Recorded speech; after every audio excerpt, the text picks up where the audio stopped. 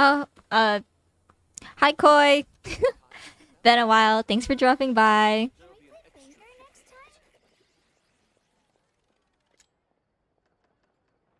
Alright. So let's do this. Oh, a little bit lag. That's okay. Okay. Focus enabled. I don't want to get interrupted. Okay. Wait until 2 days later.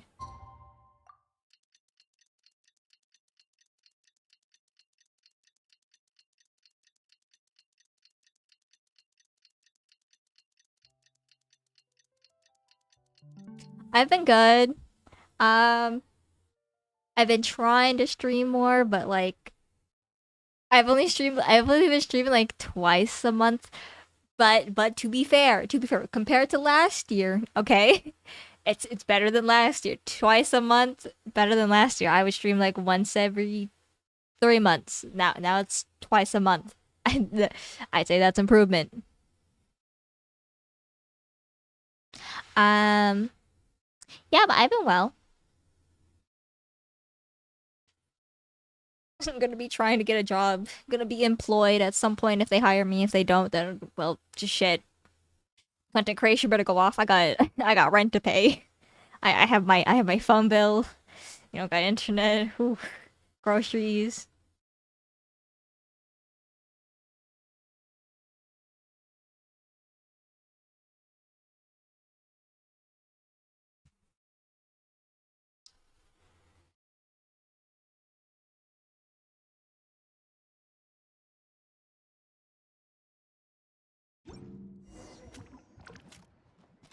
Okie dokie. Now it's time to play the Archon quest, which is the main quest, in case people don't know what the Archon quest is. Go to Nasha Town, which is all the way over here. As you can see, I haven't fully explored yet. Teehee.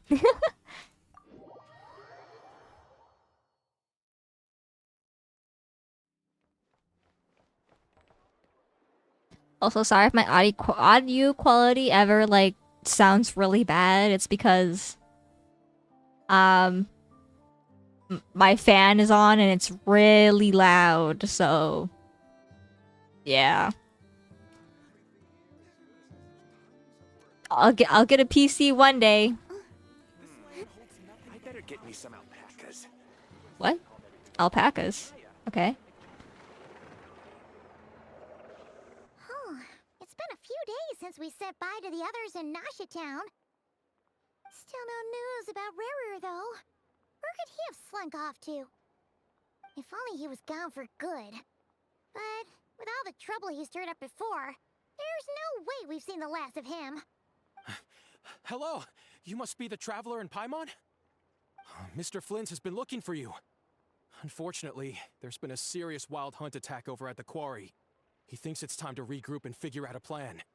The Wild Hunt? Oh, uh-oh. We better get over there, right away! Come on, let's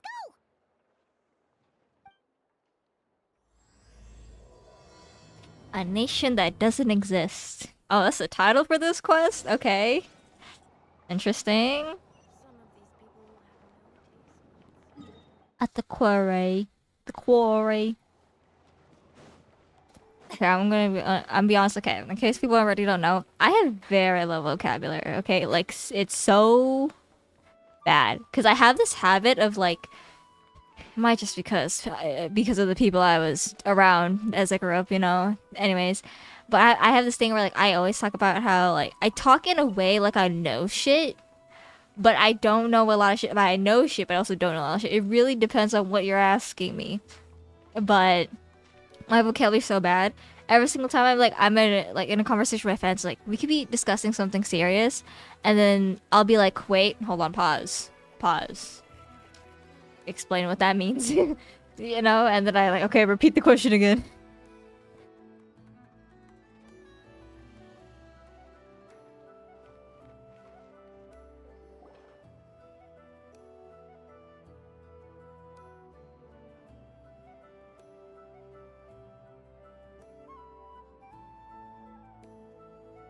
I can barely sense any Kuvaki at all.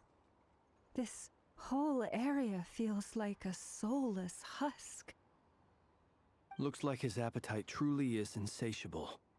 As if the power of that energy cannon wasn't enough. He's not seriously still getting stronger? What's his endgame here? Ah, everyone's here already. Hey, we made it. So, what's going on? We've all been on high alert since we split up a few days back, expecting Rerir to strike again. But it's like he just vanished into thin air. No one has seen him nor found any trace of his presence. That is, until this morning, when a ratnik found signs of wild hunt activity while out here on patrol. As you can see, the Crystonite itself is physically intact, but the Kuvaki it contained is all but completely diminished. And we're sure that Rarir did this. Who else? He's the only one who could pull off a stunt like this. Kuvaki loss has reached critical levels. Reikir of Solnari set to maximum threat level. Warning, unless de-escalation measures are taken soon, he will pose a threat beyond our ability to contain. The consequences could be catastrophic. Traveler, do you remember when we encountered Rerir just after regaining his body? There wasn't a shred of sanity left. Nothing but madness and rage. I remember it well. He was already extremely dangerous even then. Yeah, didn't he shout out a bunch of names? Then he started raving about how nothing in this world mattered to him. Oh, Paimon gets chills just thinking about it. Oh, but the thought that he's still out there, lurking somewhere in Notcry, waiting for his chance to strike? Oh, even chillier. Last time we fought, we were already at a disadvantage. If he has such overwhelming strength, why would he suddenly go into hiding? Yeah, if I were him and I wanted more Kuvaki, I'd just take it by force. No point staying in the shadows. Unless something went wrong. His whole resurrection thing didn't exactly go smoothly. The other thing is, how does someone who's completely lost their mind still have the wherewithal to cover their tracks so perfectly? That's a good point. Beats me. According to certain medical studies, insanity does not always entail a complete loss of rationality. It may be that he is simply living in a world of his own. That actually sounds about right. He was ranting away to himself the whole time, like he had zero interest in talking to us. There are many unanswered questions here. He could be right under our noses, and we'd still be in the dark. Besides his name and title, we know little about him. Certainly nothing about his past, or what he might be hoping to achieve. Exactly. And we wouldn't even know where to begin looking. Even Boss hadn't heard of the Reikir of Solnari before all this. I'd be willing to bet that even if we gathered together every scrap of intel in Nodcry, we still wouldn't find more than, like, 3 useful facts about him. So, if we do nothing, he'll just keep getting stronger. But if we want to investigate him, we have no idea where to look. Last time we had Marionette and her big robo-buddy to help us, and we still barely held our ground. If we had to face him alone... Oh, Paimon's head hurts just thinking about it. What are we supposed to do against a threat this big? Guys, he's just a tall, very tall man, okay? We fought a giant-ass robot before, and a dragon. I think we'll be okay. Alright, just... You're thinking too much about it. Well, I do have a little hunch about his next move. Given that he attacked the quarry, I'd say it's likely he'll target other places rich in Kuvaki. Somewhere like the Eye of Krati, or the Pillar of Embla. One thing's for sure. If we just sit back and let him keep absorbing Kuvaki, we really won't stand a chance against him. A perfectly reasonable hypothesis. However, it is worth noting that these two locations are quite far apart. To investigate them both, we'll need to split up. I agree, we should split up. Right now, Rarir's goal seems to be gathering Kuvaki, not fighting us directly. Once we're done, let's regroup on Hisi Island. Wait, why Hisi Island? If I recall correctly, your largest goddess statue was carved from Kuvaki-rich ore, was it not? That's right. Yes, it could well be a potential target of his. I should head back and start evacuating the pilgrims.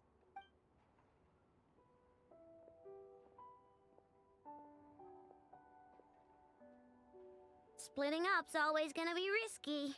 But I guess we don't have much choice, right? We're in a race against time here. And if we do run into Rear, what then? That's when you follow the third rule of treasure hunting.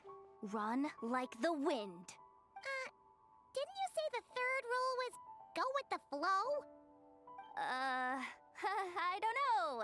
Did I? Anyway, whatever. In this situation, go with the flow means go find backup. Agreed.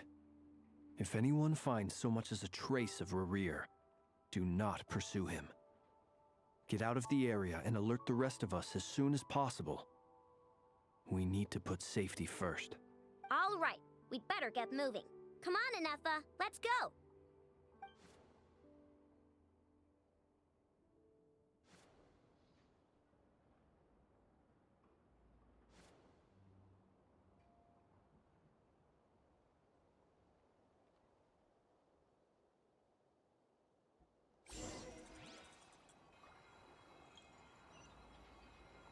Oh, long ways away. Crossmoon's Enclave.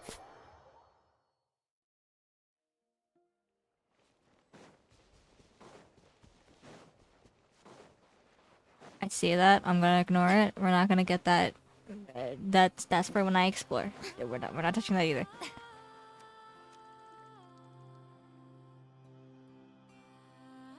Any leads? Nope. Diddly squat. No clues to where he might be hiding. It's like he's a ghost. It feels like we're sitting on a powder keg that could go off at any second. Ugh, I hate this feeling. I'd rather face him head on than be left hanging like this. So, you guys didn't find anything either? Not loving the word either. How about you, Flints? I questioned a few Ratniki and eventually narrowed my investigation down to one suspicious individual. But by the time I got to his place, he was already gone. Almost as if he knew someone was on to him. Either that or he's just extremely cautious and doesn't stay in one place for long. He's been biding his time for a while now. The question is, where or what is his next target? No idea. Since regaining his body, he seems to have lost all interest in the fragment in my possession. If he did still want it, he's had plenty of chances to take it. All we can do now is hope that Aino and Anefa turn up some leads. Darn it, Rarir!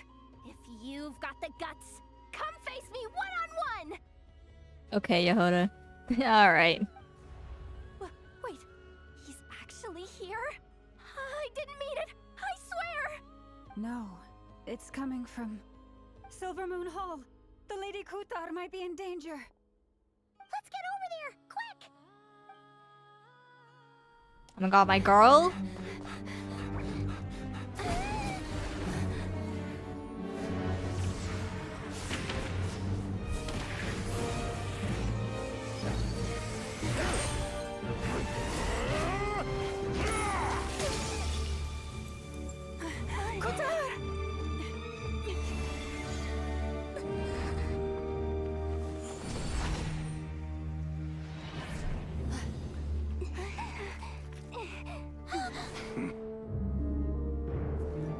Why is he attacking the damsel elect? What's going on? No time for questions.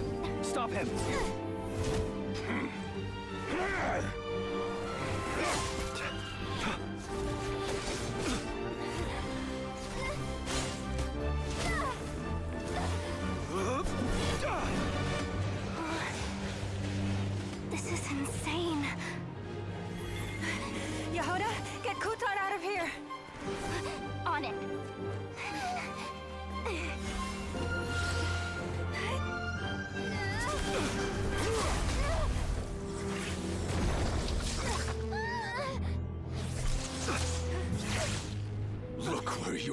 feeble light has gotten you.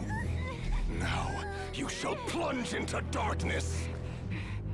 Felindus, soon, I will find a way. Watch out!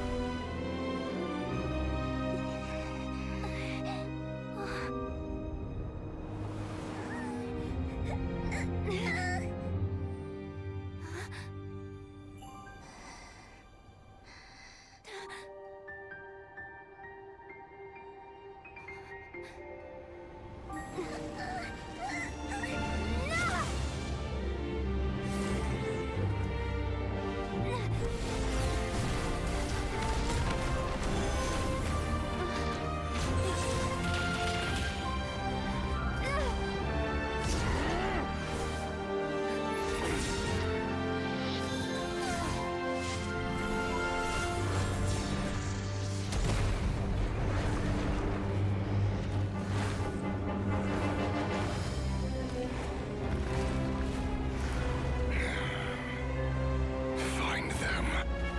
Even if it means turning this place to ashes.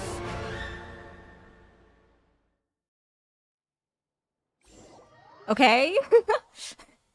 All right. Oh, That was too close. that was cool. God, I love whenever there's a cutscene in this game. I wish there was more. We barely made it out of there alive. What's that guy's deal? How'd he get so crazy strong? He's one of the 5 sinners, and that probably wasn't his full strength. He's a threat to this entire nation. I doubt his strength could even be measured by conventional standards. I have a question. When me and Anefa showed up, we saw him chasing after this lady like he wanted her dead. What was that all about? You know, I'm glad someone around here asked questions. We weren't there for the whole thing either. They were already duking it out by the time we arrived. Yeah, we didn't see how it all started. It all escalated so quickly, we had no choice but to step in. Kutar, can you shed any light on the situation? Kutar. Cross-checking database. I see. So you're the one that the Frost Moon Scions refer to as the Moon Goddess? Wait, she's the moon goddess? Oh, no wonder she looks just like all those statues. There are many reasons why people might worship the moon, and just as many why they might despise it. I've never met that person before, but there was no mistaking his deep-seated hostility towards me. Why he holds me in such contempt, I cannot say. But since he hunts the power of the moon, it's no surprise that I am a target. Kutar. There are many potential motives. For instance, you help the traveler escape his grasp. This could be his way of taking revenge. It is also possible that he covets the Kuvaki inside you and seeks to take it for his own. The list goes on. But right now, devising a counter-strategy should be our #1 priority. The likelihood of this location being discovered is close to 100%. A counter strategy? But we don't stand a chance against an enemy like this. Surely our only option is to run. He's not gonna chase us to the end of the world, right? So as long as we can sneak out of Nodcry undetected. No, I can't say that. Come on, Yehoda. This is serious stuff. You can't suggest we all just chicken out. Running is our only option. Oh. Huh? You seem surprised, but what other choice do we have? We are facing an enemy we cannot possibly defeat in battle. Well, I mean, yeah, but still. It's not too late. I can distract him, so you have plenty of time to make your escape. Wait, what? You're gonna act as bait? Doesn't that make sense? I'm the one he's after. There's no need for you to risk your necks on my behalf. A coyote doesn't stop for bypassers while it's howling at the moon. What is it, Loma? The Frost Moon Scions have already grown accustomed to life without their goddess. My presence here is no longer essential, and this is not my home, so you needn't ask me to stay. We can't just roll over and let him get away with this. That's not our style. Yeah, we can't just call it quits after everything we've been through together. Besides, she pretty much saved my life back there. If I just ditched her now, I'd never forgive myself. We can't overlook that you have saved our lives multiple times now. To talk of returning the favor would be a little crass for my liking. But suffice to say that we are friends, and friends look out for one another. Are we friends? Riri's true objective remains unclear. Even if we were to sacrifice Miss Kutar, there's no guarantee he would stop. That's true. I don't think he would. But Kutar, I know why you left the Frost Moon Scions so long ago. It was because people started treating prayer as a form of trade. They would make self-centered wishes, force you to accept meaningless offerings in return, and then expect you to perform miracles for them, as if that were their entitlement. If it were me, I might have walked away too. But I believe that time can change everything, and that sometimes it takes losing something precious to appreciate its true worth. After much reflection, I've realized that this was never about whether the Frost Moon Scions need you. Any relationship based on need is purely transactional. What I truly hope is that you'll choose to stay, not out of obligation, but as part of our family. You were born here, and now you've returned. Who knows? Perhaps it was the moonlight that guided you home. thank you, Lauma. But my power is on the wane. I'm afraid I will be of little use to you now. Very well then. I'll do as you say. Both times you saved us, we were transported across great distances in an instant. Is that one of your powers as the moon goddess? It is, but I find it very draining. I barely managed to pull it off just now, and it will be some time before I'm strong enough to do so again. Rejected by the world, my power is dwindling. Like a lake, cut off from its source, slowly shrinking away. Now, it has almost run dry. What do you mean, rejected by the world? The three moons belong to the ancient bygone era in which they came into being. From the moment I was born, the world itself has been steadily sapping away at my strength. That's why we need the moon marrow to borrow the eternal moon's power. The three moons are not one and the same. As the goddess of the Frost Moon, I cannot wield the powers of the other two. Yet moonlight has a way of blending together. Each can reflect the other's glow. So when our fingers touched, I was able to restore my strength by drawing Kuvaki from the eternal moon's marrow. But this method of recovery is painfully slow. If only we could find the... Oh. We have company! It's the Wild Hunt! Even faster than we expected. We'll have to finish this conversation later. See how those Wild Hunt creatures are running away from us. They're likely just a scouting party, which means Rerir won't be far behind. Oh my god, so soon? Then what are we waiting for? Let's get the heck out of here! No, on god. Let's go. No fighting. We're running. Oh, we're fighting. Rash attack! Good luck! In Insulation chamber deployed. Ultimatum protocol. Oh, they just keep coming! This is driving me nuts! Rerear's closing in on us. We need to pick up the pace. There's too many of them! And this time, we can't fall back on Futar's health to escape. This goes on much longer. Observe.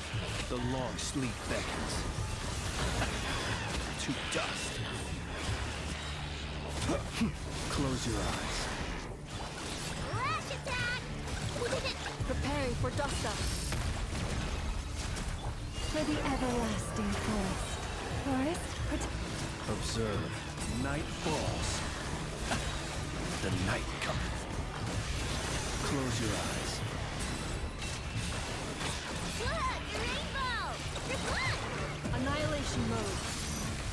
Insulation chamber. By the frost moon of old, you pull. Be silent. Beware the creatures of the night. Observe. To dust. Ding dong water ball! Ultimatum protocol. Defensive mode. For the everlasting forest. Close your eyes. Night falls. Observe. The long sleep beckons. Be silent. To dust.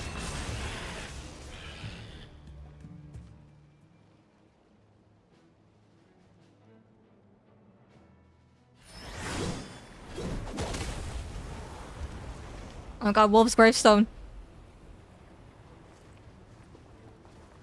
Oh my god! Oh my god, it's him!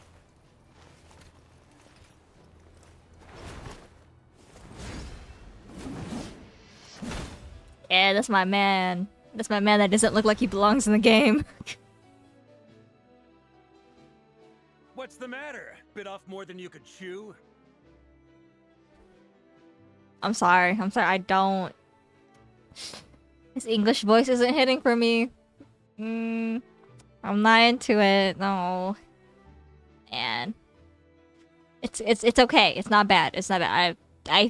I've heard worse castings, but you know, it's a little, just a little something about it. It's not hitting it for me, but it's okay. It's okay. It's not bad.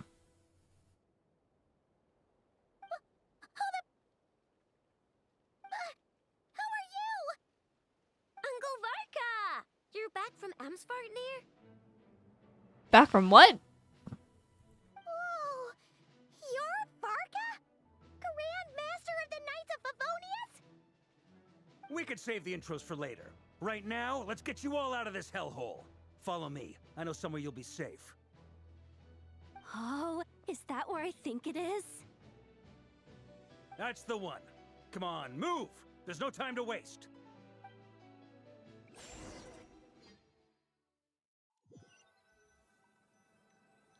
Nah, his voice sounds more like a pirate. Wow! Where are we? This is so well hidden. Well, that goes without saying. This is the Knights of Favonius' meeting place in Nodcry, and a contact hub for the Northern Intelligence Network. AKA, the black market of intel. No matter what faction you're with, it's the place to buy and sell information. Their headquarters are in Nodcry, but they've got contacts in every nation. As an expeditionary force on foreign soil, working with them has offered us the most effective way of getting our hands on reliable local intel. This is where we meet, so naturally, it's secure. Anyway, where were we? Folks from Nodcry should be pretty familiar with me by now. But I believe this is the first time we've met. Allow me to introduce myself. I am Varka, Knight of Boreas, and Grand Master of the Knights of Favonius. I love him. Oh, I love him. I cannot wait to pull for you when your banner shows up. We've heard all about you. This meeting's been a long time coming. You look way younger than Paimon expected. But you definitely have that Grand Master vibe. Well, I'm no spring chicken. Just not showing my age yet. Definitely feeling some of that back pain today, though. Rushed back from Amsfartnir without a wink of sleep, only to get right into another fight with that freshly revived maniac. Another? You mean you fought him before? Yep. He wasn't nearly as strong back then, but he was still a formidable foe. I brought some of the knights along to give him a little surprise, but he saw us coming from a mile off. My squad took heavy injuries, and I barely made it out alive myself. We knew it might have been our last chance, so we staked everything on it. But still, it wasn't enough to stop him. I tried tracking him down afterwards, but he didn't leave a trace. Even in his unhinged mental state, he's as cautious as any trained operative. So, I decided to come find you. And as luck would have it, turned up to find you being ambushed by the Wild Hunt. The rest, you already know. Is that why he's been frantically absorbing Kuvaki these past few days? Because he sees you as a threat? Maybe I'm part of the equation, but even if I weren't, I'm sure he'd still be gathering power. He's clearly working up towards something. Note to self, Uncle Varka's strength rating officially upgraded. Guess it's my turn to ask questions now. So, what exactly has been happening in Nodcry? Why has the Wild Hunt returned in humanoid form? And why is it after you? That's a long story, but I'll try to make it quick.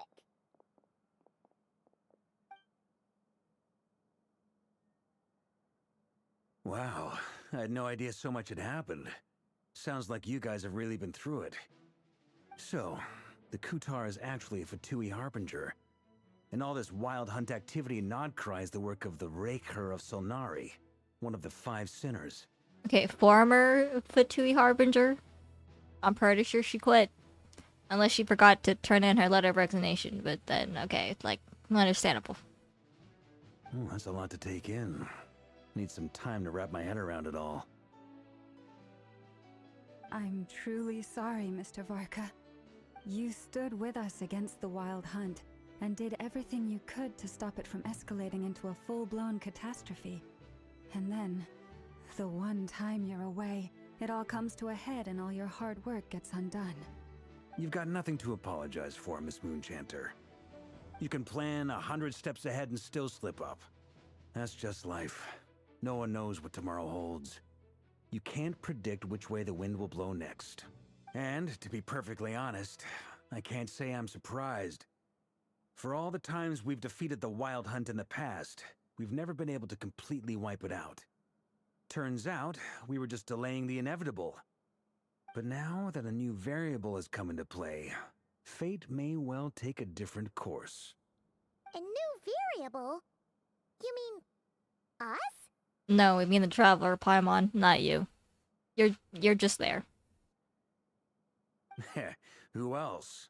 And in a strange way, I think his resurgence might not be an entirely bad thing. The Wild Hunt is like an unrelenting force of nature, but Rerir is an individual with an agenda. He's gotta have a weak spot somewhere. That said, while I was explaining everything just now, some of the points that Mr. Flint's added caught my attention. You mean about our mystery ally? That's right.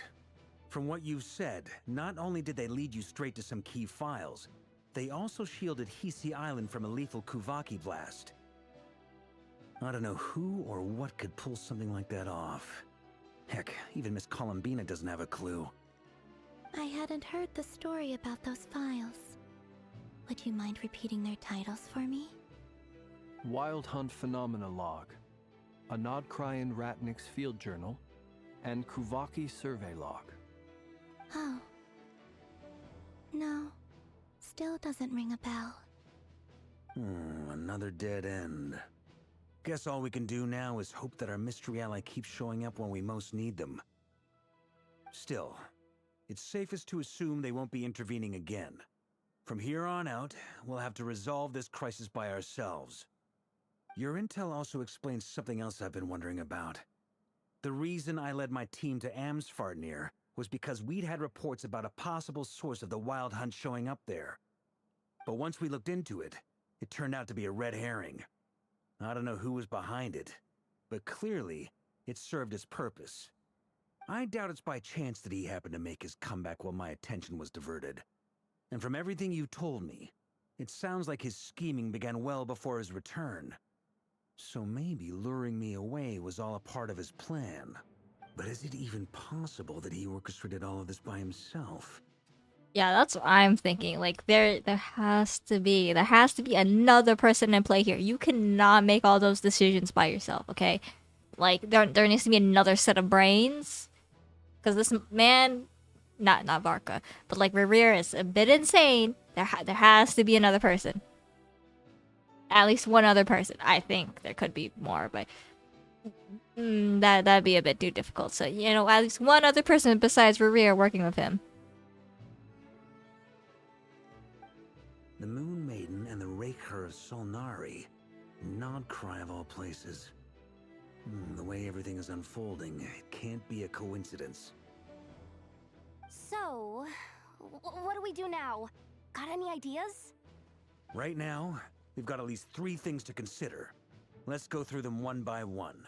First, we need to figure out how to take down Rerir. If we can't beat him in a straight-up fight, the rest won't even matter.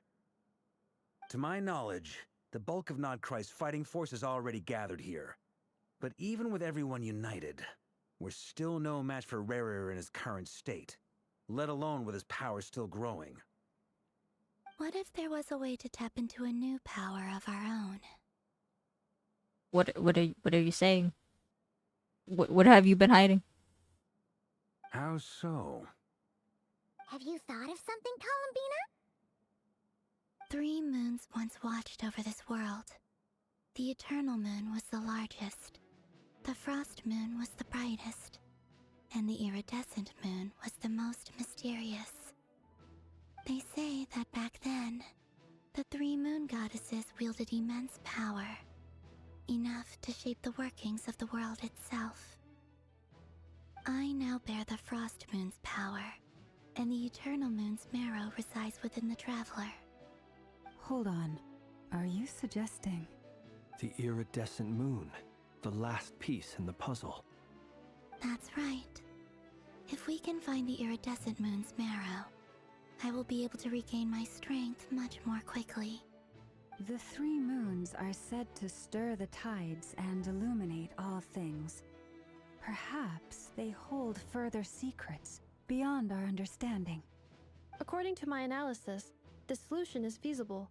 However, it is subject to one major condition. How do we locate the Iridescent Moon's marrow? I know a way, but we will need to visit the Fatui's Experimental Design Bureau. Oh. The Experimental Design Bureau? Are you saying we need to involve Marionette? Yes. I must speak with Sandrone. It's a long way from here to the Experimental Design Bureau. There's a high chance you'll be spotted. You shouldn't go alone. Field trip. Then that's settled. Next up, our second priority. Somehow, we need to figure out Rerir's end goal. As you saw for yourselves, when he was still in his wild hunt form, everything he did was for the sake of recovering his body and resurrecting himself. His first act since then, after laying low for a while, was to try and assassinate this young lady. People's obsessions often reveal their greatest vulnerabilities. There must be a reason why he despises the moon so deeply. Perhaps it sheds some light on his title, the Raker of Solnari. I would love to know what that title means, by the way. The Wild Hunt has plagued Nodcry for centuries now. If we want to stop it for good, we have to get to the root cause of what's driving it. It's true. We still know very little about him. If Kuthar hadn't given us that lead, we wouldn't even know his name. But where would we even start? I doubt even the Intel Queen of Nodcry has a clue, and she has info coming out of her ears. Oh?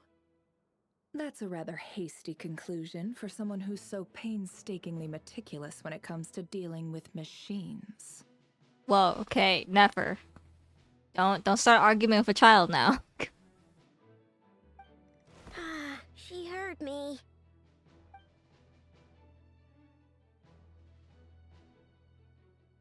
Boss! What are you doing here? I'm now asking myself the same question. I received a letter from a humble knight of Favonius, requesting a meeting to discuss a major business deal. But it looks like this humble knight had something else in mind. Details, details. Miss Neffer, the important thing is that you've arrived at the perfect time. Since his failed ambush, I've been racking my brains trying to come up with a plan to fight Rarier. Given the severity of the situation, I think it's fair to say that our only chance lies in uniting as one. And I'm talking all the factions in Not Cry. Okay, now he's just asking for a lot. We can't do this without the Curatorium, but I knew it'd be a tough job to win you over. So, I took the liberty of reaching out for a little chat. Wait a sec. How did you even hear about this place, Neffer? Didn't you say this is meant to be the Knights of Favonius' meeting spot? And a contact hub for the Northern Intelligence Network? And isn't it supposed to be super hidden? Okay, with all due respect, if Varka contacted Neffer to meet for a chat, you would think he would put down the address. Or like directions, you know? Like, oh yeah, we want to meet at some point at this time and date, but like, you're not gonna say where? You know? You really think he could have gotten settled in Nodcry without my help? Besides, I'm the one running this gig. Of course, I know where the meeting place is. Allow me to introduce the current head of the Northern Intelligence Network. If it's intel you're after, she's your woman. Pretty much seen and heard it all. Please spare me the flattery. Let's cut to the chase. Seems like you've run into some trouble, huh? Well, this certainly qualifies as an unforeseen crisis. On behalf of the Curatorium of Secrets, I wish you all the best of luck. So you're just going to sit this one out? Why should I get involved? What could possibly be in it for me? What if we told you we can't do this without you? I don't think that would work. Oh? Then I'd say you'd better make it worth my while. I don't work for free. Yeah, no, I agree. I don't care how much you want me. I'm not doing anything for free either. I can't put a price on something like this. It's just not in my nature. But then again, you and I have always been polar opposites in this regard. So I can't exactly say I didn't see this coming. If you insist on compensation, I will pay you. Consider this a formal commission. Sound fair? You just don't give up, do you? Too bad. I know you well enough to know you can't afford my prices. I was literally just about to say that. I don't think Llama can afford her. Cause like literally, Llama she doesn't spend money. Though they don't spend money. They don't. They literally give out food to people who want it. Like which is not a bad thing, by the way. But I'm just saying, it's not exactly a way to make money, therefore you are losing money, therefore you cannot pay Neffer to do something. The riskier the job, the more it'll cost. And a moon chanter's stipend isn't exactly generous. Unless you're planning to start passing the donation box around among the faithful. Boss, just a thought. If they come up short, maybe you can take the difference out of my next few paychecks. Girl, that's like the rest of your life. I wouldn't do that. Well, I mean, if you care enough, yeah, but like you'd be working free for like the rest of your life, the next 30 years. Things got really dangerous during the fight with Rarier. If this girl hadn't saved me, I'd be ley line fodder by now. I'd be gone for good, boss. If there's any way we can make this work, I'd really like to help her. Please? I'm begging you. Oh, she has a soft spot for Yoda. is why I'm always telling you never accept favors. They are the hardest debts to repay. You have to be careful who you get involved with, or you invite all kinds of misfortune. Very well, Yehoda, I will help. But just this once. Don't count on this happening again. Flynn's, that fragment that Rerir was after, do you still have it on you? Of course. Let me borrow it. I need it to follow up on some leads. Wait, you actually have some leads? Shh. This is top secret information. I get it. We all have things we'd rather keep to ourselves. Plus, I know we can count on you, so we'll leave the intel gathering in your hands. And that brings me to the third and final item. We need to find a way to distract him. We need time to make our move, so someone will have to stall him. I'm in for this part, no matter what. Anyone coming with? Count me in too. Oh my god, that's a date. Come off it, you two. Quit playing heroes. I'm way ahead of you here. Nefa did a scan of the Moon Goddess's Kuvaki signature, and we're gonna use it to make some decoys over at the Kramkake craft shop. Anyone who's in, follow me. That's crazy. Once they're ready, we'll deploy the decoys across Nogcry. So as long as the rest of you keep moving, he won't catch on to your scent and won't be able to track you down. I like it. Genius idea. No biggie. All right then, we'll split into 3 teams. Once your team has finished their mission, return here and wait for the others. Dismissed!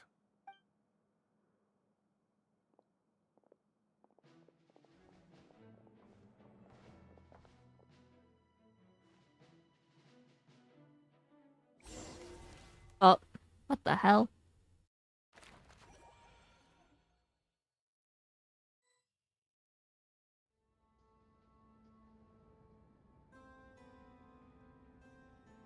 Lady Damselette. Wait, and you two? What are you doing at the Kuvaki Experimental Design Bureau? We've been doing our best to mind our own business lately. But if you're just gonna waltz up here like this, you're seriously pressing your luck. Don't blame us for doing what we have to. Huh. You really think that's gonna scare us off? No, for real. We fought off a robot. A giant-ass robot who wants to be a god. Like... You ain't... you ain't gonna scare us. We're not looking for any trouble. I just want to see Zandrone. Do I need to remind you that you're still a wanted fugitive for deserting us?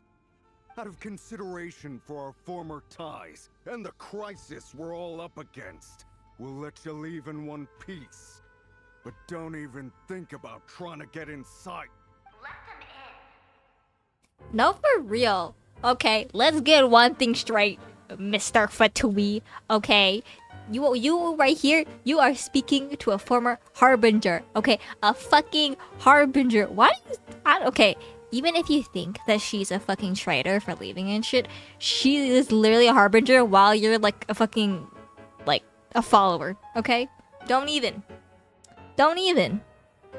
Why? I don't... Man, some of these people are stupid.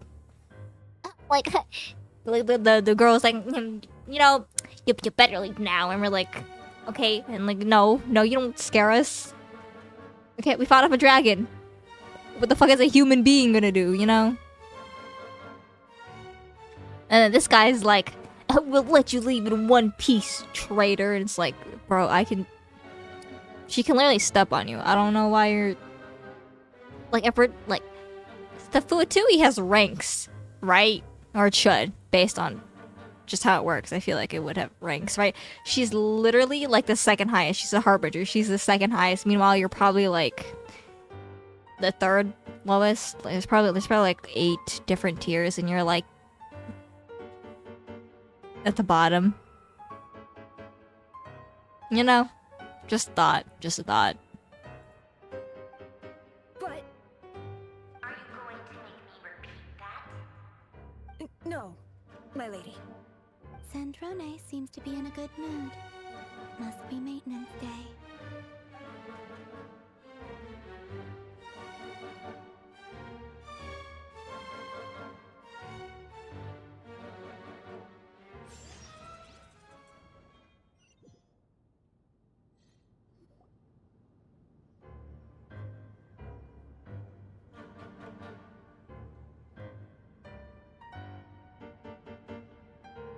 Now tell me, to what do I owe the honor this time? Actually, before you answer that, just so we're clear, we're not colleagues anymore, Columbina. I don't owe you anything. I promise it's nothing big.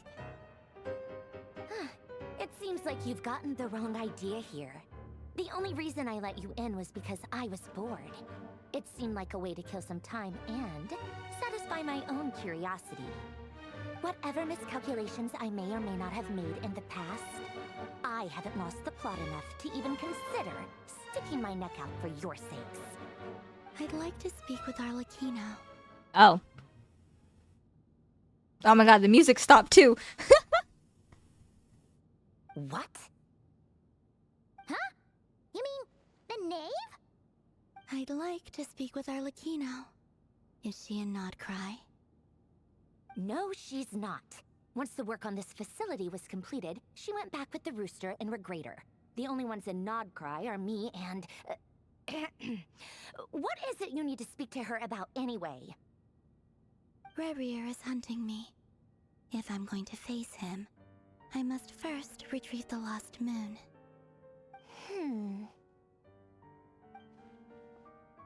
Marionette seems lost in thought, but she doesn't look surprised.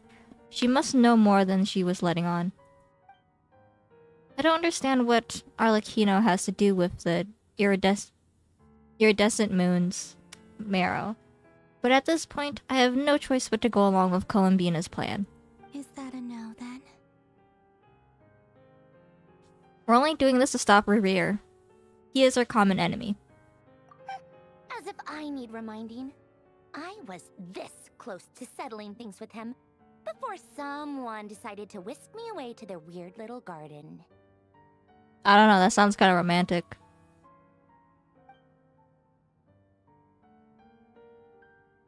Have you held any tea parties lately? Tea parties? Yeah, obviously. You don't seriously think we'd pack it all in just because you aren't here. If anything, they've been more eventful than ever. Just me, Arlecchino, and a bunch of insolent and sensitive guests who won't stop asking where you've gone. Oh, they've been a real joy. I bet you served them the worst tea you have. Just like you used to do to me when I upset you. Who cares about how good the tea is when there's no one around to drink it? I keep losing people. Oh. First Rosaline, now you? I'm running out of people who can make me laugh. Honestly, what could be more ridiculous than the multi-centenarian goddess, who's only ever had the plain herbal tea she received as offerings? Rosaline is Signora, by the way. You'd always brew a different type of tea for me each time. Was it really just to see how I'd react?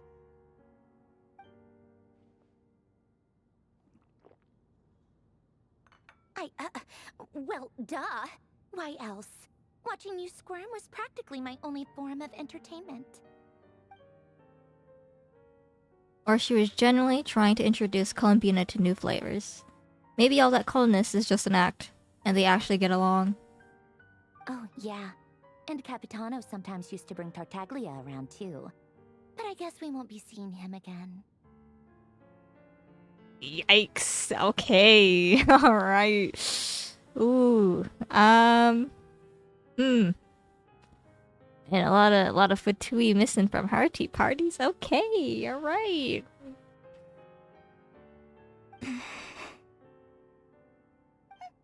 Well, I guess we are overdue for a get-together. Polonia! Have Febronia pass a message to Arlecchino for me. It's time for tea. Will suffice. Pass along a message for me, too, if you would. My body cannot contain the marrow of 2 moons, so I'll be leaving one of them in her care. Excuse me? Who said you were on the guest list? If my tea meant that much to you, maybe quitting the Fatui wasn't your brightest move. Back when you were under the Tsaritsa's protection, no one would have dared come at you so openly. But that protection didn't come for free. In fact, I paid dearly for it. At the end of the day, it was just another transaction. I just got tired, that's all. I never wanted any part in their grand ambitions, and I've had enough of being treated like a bottomless supply of power.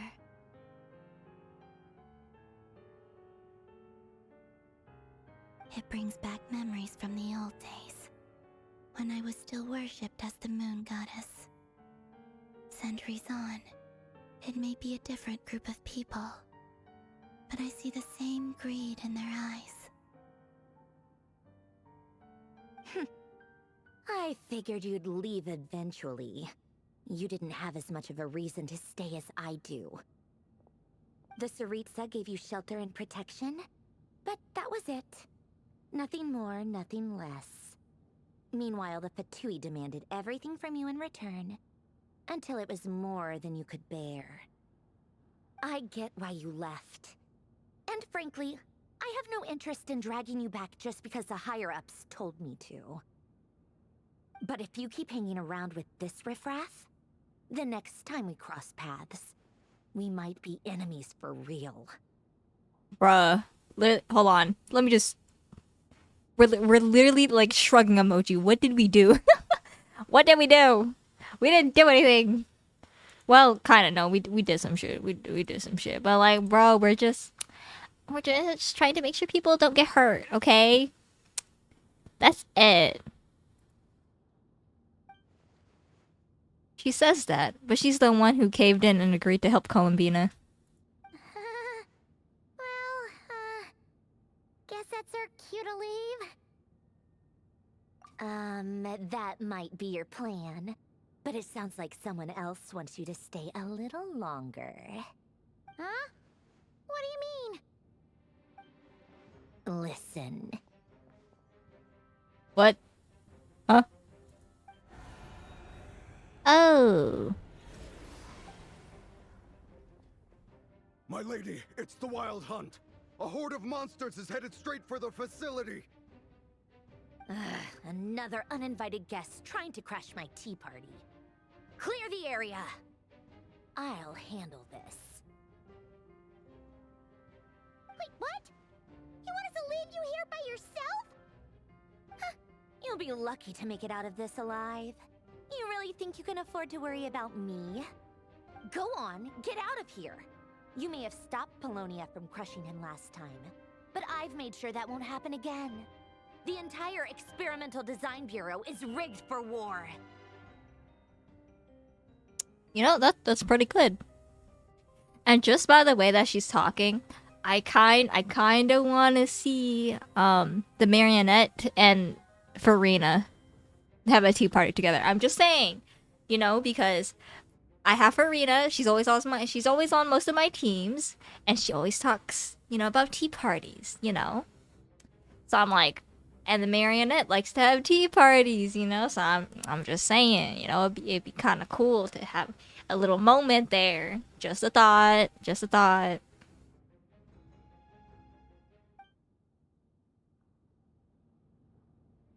Stay and watch if you want, but it'll be at your own risk. You're not flagged as friendlies in the weapon system. Don't tell me what to do! Look, if you're leaving, make it quick. Or you'll just get in my way. There's a secret passage on the second floor. It'll take you right to the plains out back. Stare all you want, Columbina. You're not getting another invitation to my tea party. I know. But thank you anyway, Sandrone. This is exactly why you shouldn't hang around with those people. All their melodrama and sentimental nonsense is rubbing off on you.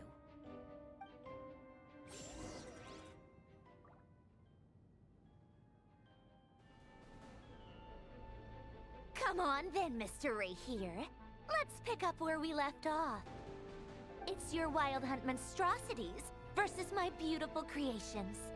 Let's see who comes out on top.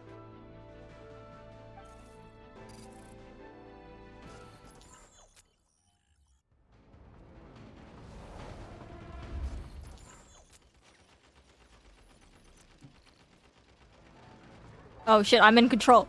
Pow! pow! Pow, pow, pow! Yeah, yeah, yeah, yeah. Bosco 1, lock onto target.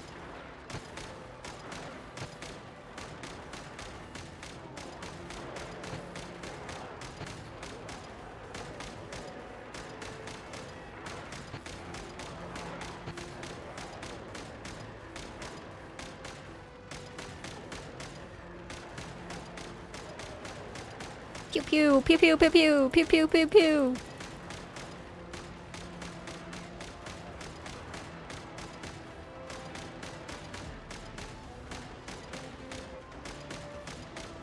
Bro, how long are we gonna be here?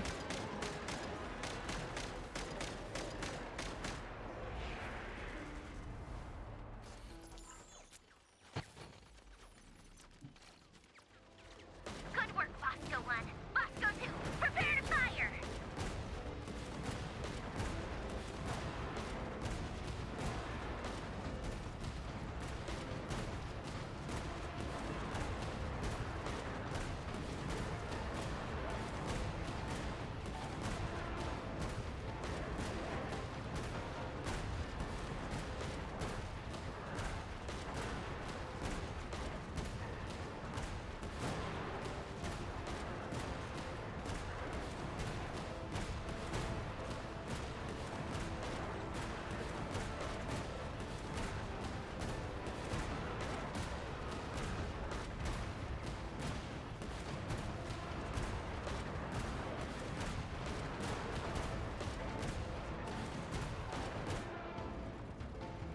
More? Is there more shooting? Oh my god, there's more. That's it. Keep them pinned down. Don't let them Oh get my god, we're near. sniping.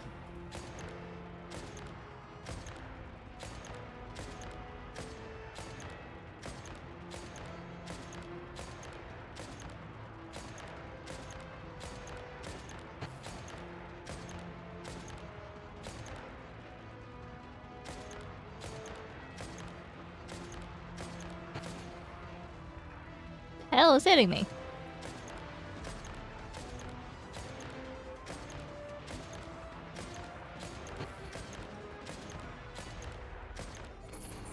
Rotate out. Deploy all backup units. Get in there and hold the line. Oh, next robot.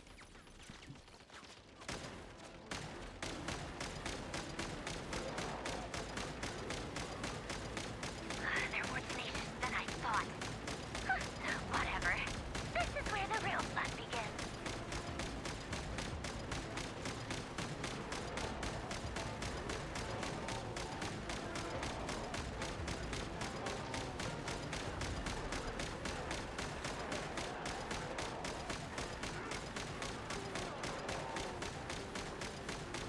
Don't worry.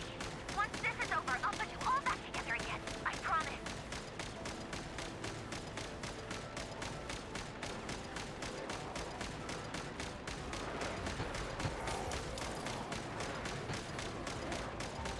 God, is the machines breaking? Oh. Uh-oh. The Ranger himself. Time to... Oh. Huh? Where'd he go? Uh-oh. Wait, he was there. Oh.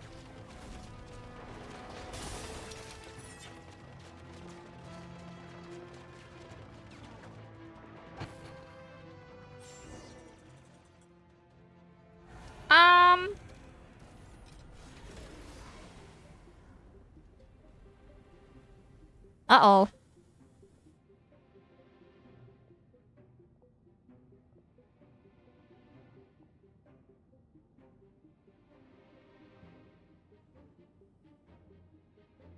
Polonia, get him! I've upgraded Polonia again since our last encounter, and uploaded every last scrap of your data. So let's finish this, once and for... She's not here. Where did she go? Hey! Over here, you big... Curse it, Moon. Go. Keep searching. She cannot have gotten far.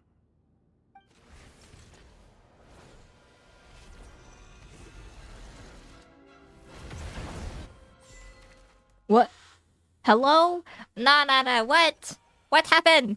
What happened? Oh my god, Polonia's dead. Guys, Polonia's dead. She has to put Polonia back together again.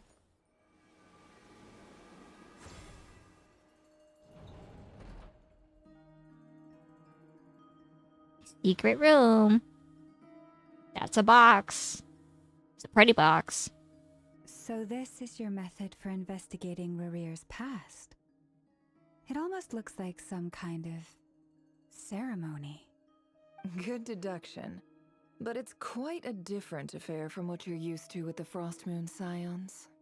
Whoa! First time I've ever been in here. Boss always said it was off limits, so I pictured some kind of creepy dungeon. But it's actually kinda nice. Oh, I guess this must be Sumero decor? That's where Boss is from. And that nice shopkeeper who sold me my treasure compass.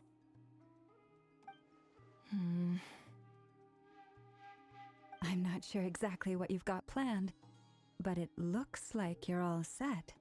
When do we begin? Whenever we wish. But for some reason, I've got a feeling this isn't going to end well. I've never faced Rarir myself, but from what you've told me, his power is beyond anything I could imagine. I, on the other hand, am just an ordinary businesswoman. Our paths should never have crossed, yet here I am, forced to make an enemy of him. If you ask me, you're about as far from ordinary as it gets. So what are you saying? You're getting cold feet? Once I take a job, there's no backing out. Still, I have to ask myself if the power I'm relying on will even work on an opponent of this caliber. And also how to make sure I come out of this alive if things spiral out of control. Death is the one thing we can take for granted. It is the great equalizer, however fortunate or unfortunate we may otherwise be. So it's important to consider how to spend what lifespan we have left. Come on, boss. Lighten up. Quit talking about death. It's bad luck. For once, I agree with you. When you're up against a foe like Rarir, there's no such thing as being too prepared. Is there anything I can do to help? That won't be necessary. I've already made up my mind. Time to cash in a precious favor I've been saving for a rainy day. Yehoda, I need you to find someone for me. The sooner the better. Find who? That shady merchant who sold you an overpriced treasure compass the other day. Dory? You need Dory? Come on, boss. You're pulling my leg again. In what way is she shady? She showed up when I was completely lost and sold me a neat little gadget that was exactly what I needed. Trust me, she's a good person. I don't... Okay.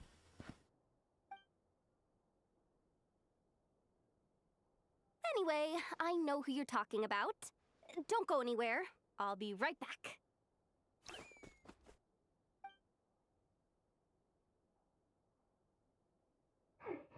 Quit dragging me. I genuinely can't run any further.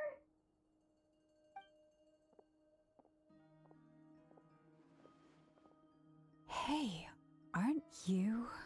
What is it? What's the big rush? You dragged me out of a dream where I was literally swimming in Mora. I'm charging double my usual attendance fee. See, look how easygoing she is. After that rude awakening, she could have completely snapped at us. But instead, she kept it together and just asked for an extra fee. Okay, buddy. Dory Sangama Bay? I never would have pictured you two doing business together. If you want to make it big and not cry, it's all about connections. Lady Nefer just so happens to have a lot of intel that interests me. And she also did me a big favor in the past. It was back when I first arrived in Notcry. My trusty assistant, the genie in my lamp, had an adverse reaction to the Kuvaki and fainted. And wouldn't you know it, that's when I suddenly find myself in a life-or-death situation. Good thing my compatriot was there to swoop in and save the day. I've been giving her a 30% discount off all of my goods ever since. Now, so that no one here feels left out, I'm willing to extend a 20% discount to fellow friends of Boss Nefer. Plus, any other friends you send my way will enjoy 10% off. What can I say? The great Lord Sangama Bay is nothing if not generous. So, let me guess. You've run into some trouble? I've got everything you could possibly need, and the more you buy, the more you'll save. You guessed correctly. What have you got in the way of survival gear? The one type of gear I've never been short on. What are you looking for? A jetpack fresh from the Academia's labs? An ancient suit of armor dredged up from the bottom of the sea? A jetpack? Hello? At the very least, I need to know what kind of opponent you're dealing with here. If even you're worried about staying alive, it must be pretty serious. What if I told you it's someone with the power to bring a nation to its knees? Is that so? Then we really are talking top-shelf treasures. I don't have anything like that in stock right now. I'll have to ask my supplier. Your supplier? A powerful woman, make no mistake. I can't reveal her identity, but luckily for you, I hear she's planning to visit Notcry in the near future. Who's the supplier? If you're willing to wait, I can ask her when she's here. Can't say exactly how long that'll be, though. Then, let me put it another way. What would you do if you encountered an enemy like that? Roll over and serve yourself up on a silver platter? Of course not! I have a handy little trinket from one of my generous suppliers, which... Hold on. What exactly are you getting at? No, no! This is for my personal use only! Let's just say I'm borrowing it, alright? Just for insurance purposes. You'll get it back later. Favors are the worst kind of debt to owe, and now you've got a chance to repay one. A win-win situation, don't you think? Fine. You can borrow it for 5 days. No, make that 3. And for every extra hour after that, I'm charging you 1,000,000 mora. Deal? Deal.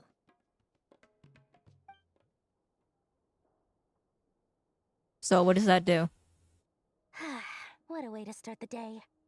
Now, was there anything else you wanted? Or can I go back to bed now?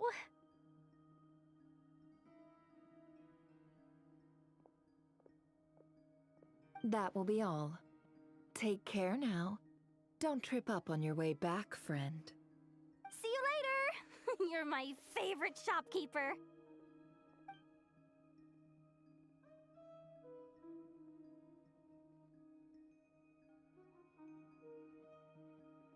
Excellent. Everything is well and truly ready. The ceremony can now begin.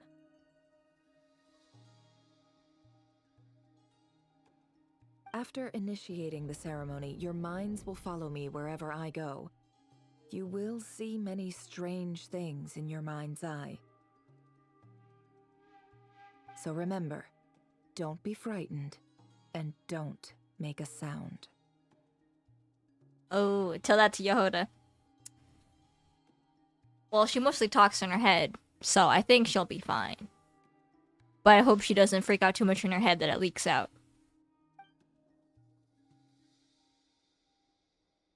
Now then, let us peer into the Raker of Solnari's past. Okay, I'm ready.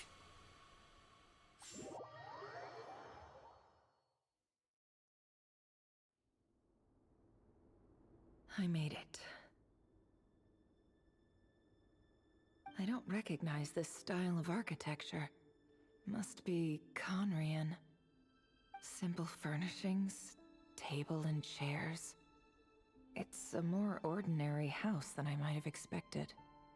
Looks like the fearsome Raker of Solnari came from surprisingly humble beginnings.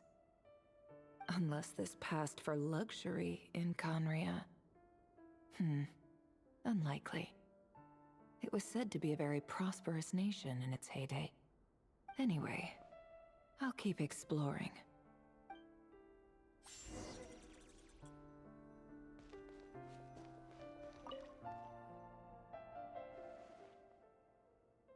A handwritten note. Hi, Reverie. Since you're working extra hours tonight, I thought I'd keep myself busy by checking out that new kebab shop. I've heard good things about their menu. I'll test it out, and if it's as good as everyone's saying, let's go back together sometime. P.S. New stash from the Universitas Magistrorum. I brought some goodies home. A few teacups and a pin rack. Hope you like them. They didn't sign their name. But they must have been close. Sounds like they were living together.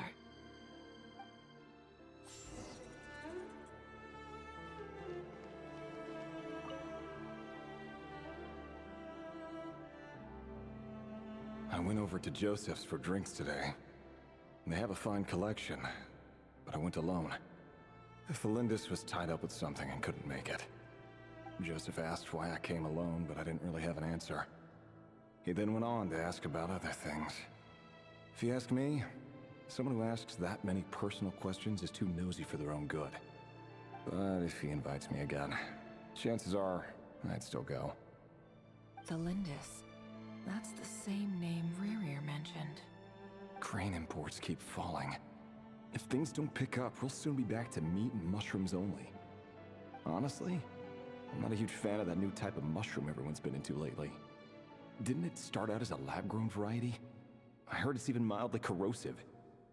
Seriously, why would you even eat something like that? I don't care if it's an impressive feat of alchemy. That just isn't the kind of thing I like to eat. Grain has to be imported, and they're eating a diet of mostly meat and mushrooms. Could it be because Conria is underground, so it doesn't get much sunlight? That would explain why they use so much stone in their buildings. They even use alchemically modified strains for food. Seems like the people of Conria don't have many options when it comes to dining. I've just about saved up enough now. Time to buy it and keep it somewhere safe. Making a big purchase. I wonder what it is. Most of what's written in the diary are the mundane details of everyday life. It's clear that the author was an ordinary Conrian, or at least that they were passing themselves off as one. The author's handwriting doesn't reveal anything. It's neither showy nor stiff. In fact, it doesn't really leave any particular impression. He really is a professional. No wonder he's so good at covering his tracks. Despite what he's become, it seems like he's retained certain habits, at least in this regard. Near the end of the diary, you notice a page with a shallow indentation along the bottom. The previous page has been torn out. For now, its contents remain a mystery.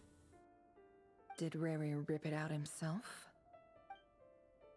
But pen marks on these leave a trace, with something like charcoal to add some color. You just need to find the right angle. When Nefer looks around, she sees a fine charcoal pencil on the desk.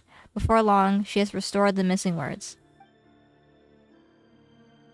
Compared with the forgettable handwriting from before, these lines have been scrawled in a rougher, more hazard way, as if the person who wrote them was in an emotional state. Before I met you, I was convinced that my heart was nothing more than a stagnant pool. The burial place of a fallen moon. A withered, windless grove where the waters rested forever unrippled. It was you who helped me see that my heart hadn't entirely withered away. That it could still beat to the rhythm of love. Oh. This is just trivial sentimentality from the looks of it. Why would he go to the trouble of hiding that? The burial place of a fallen moon. Did bro fall in love with a moon goddess?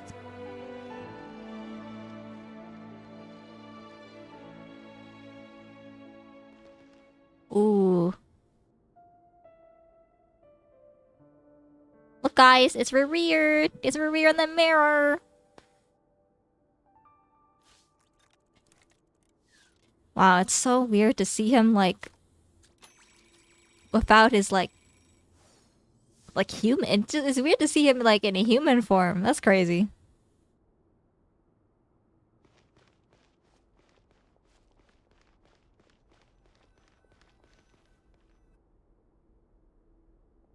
Rerir, over here.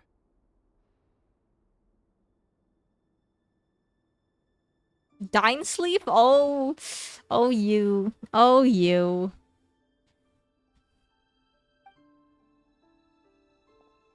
Dane! Oh, and, Vedaflin here? What a surprise to see you here, sir. Hello there, Rerir. You need not address me so formally outside of court. He doesn't get that much free time, so I invited him over for a drink. Even the court prophet deserves a break every now and then, right? Well, I'm flattered. So, what are we discussing today? Hey, don't look at me. As far as I see it, we don't need an excuse to have a few drinks.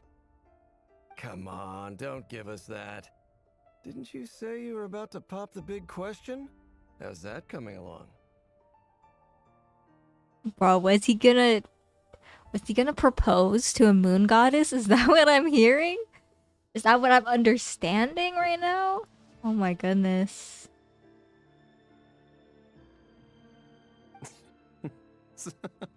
Who'd have thought the great Twilight Sword was an even greater gossip? I just didn't expect you to be the first one to settle down and get married, that's all.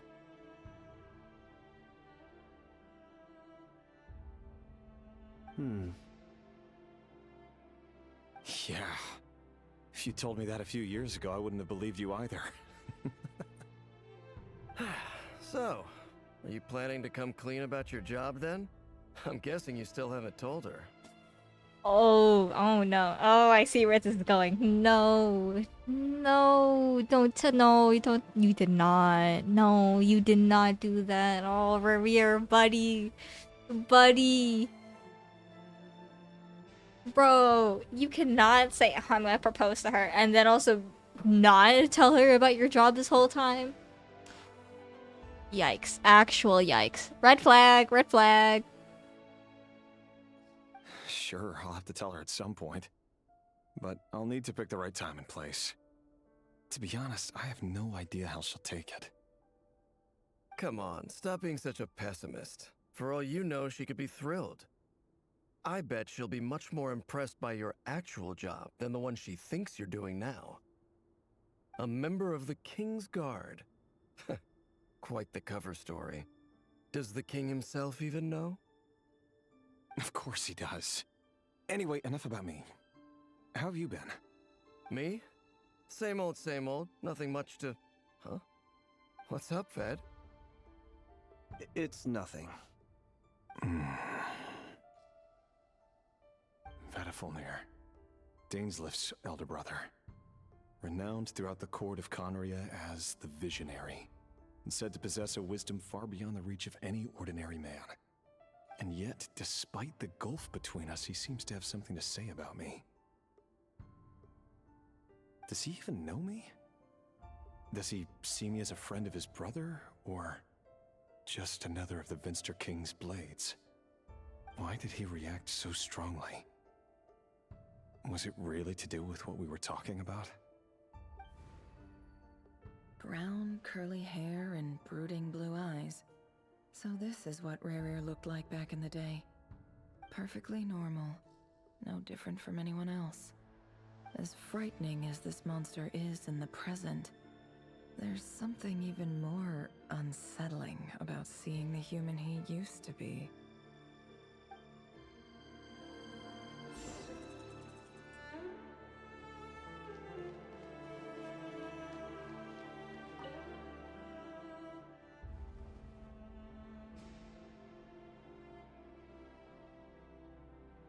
Oh.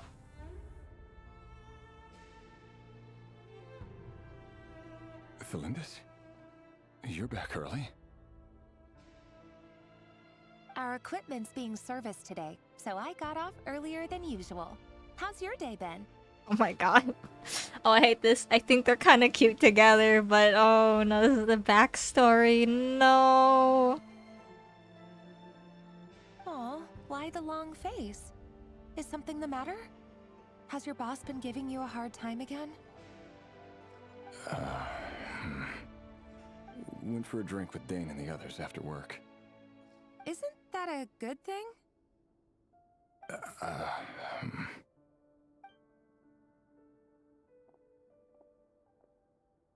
Vedifnir showed up today too. You know, Daneslif's older brother. Ah, Mr. Vedifnir. Yes, I've heard of him. They say that everything he says ends up coming true. He overheard Daneslif mention that I'd recently proposed, and seemed to have an issue with it. But when I asked what it was, he kept it to himself. So, you're worried? You can be such a child sometimes, Revier. We're nobodies. Why would the Visionary be concerned about us? I'm sure someone in his position has much bigger fish to fry. Maybe you're right. You worry too much, Revier. We've been together for ages now, and everything's been going so well, has it not? You've even proposed to me. So, you do remember. Tell me then. What's your answer? Oh, she hasn't answered yet. Okay. Ooh. Like I said, I need some time to decide. You can't just rush into things like this. We may be nobodies in the grand scheme of things, but if we want things to work out, we've still got to plan ahead. Nah, she knows there's too many secrets. She knows. Not just from him. Maybe from her too. All right. Take your time. Just don't keep me waiting forever. No. No, why is this a past? This is not a present romance, it's a past one. Oh. I'm so sad. Nobodies. Sounds about right. In the eyes of people like Vedifnir and Daneslif, what do we matter? Can someone whose gaze is so fixed on a far-flung future even see the present clearly? Besides, the dynasty's fate rests with the king and his inner circle. Whatever I do, it won't make much difference. Meanwhile, every idea they come up with and every decision they make, it affects everything. These days, the king is lost in his research, and the purge of the Crimson Moon bloodline grows ever more intense. The opposition tried to speak out, but nothing came of it. And I'm under no illusions as to why. Because we eliminated them and got rid of their bodies. A man can have 1,000 reasons to carry a sword, but there are few good excuses to use it. Yet the king has never even considered a gentler approach, and he never will. What becomes of someone who kills on another's behalf? Can he ever find true peace?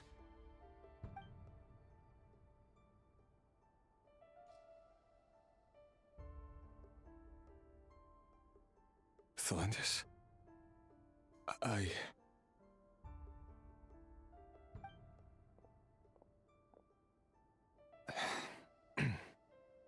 It's nothing. You were right. Fate has never smiled upon nobodies like us. But by the same token, it's unlikely to bear a grudge against us either. There's no reason we can't keep living happily together, cherishing the simple joys of each day as they come. See? You just need to stay positive, Revier. I can feel your warmth, your breath. You're right there, right by my side. Oh. No, I feel like they're gonna hurt me. They're gonna... No. They're gonna make me sad, and I just know it. Just seeing you makes me happy in a way I can't explain. And that's something that no one could ever take away from me. So smile, my love. Let go of that frown. You're right, Thelindis. I've just been overthinking things. That's better. Getting caught up about things like this will only ruin our evening. Speaking of which, all set for the ball tonight? I need to go get ready. You go ahead. I just have a few things to take care of, then I'll come join you. Even busier than the big shots, huh? Fine, I'll go get started. But don't be late.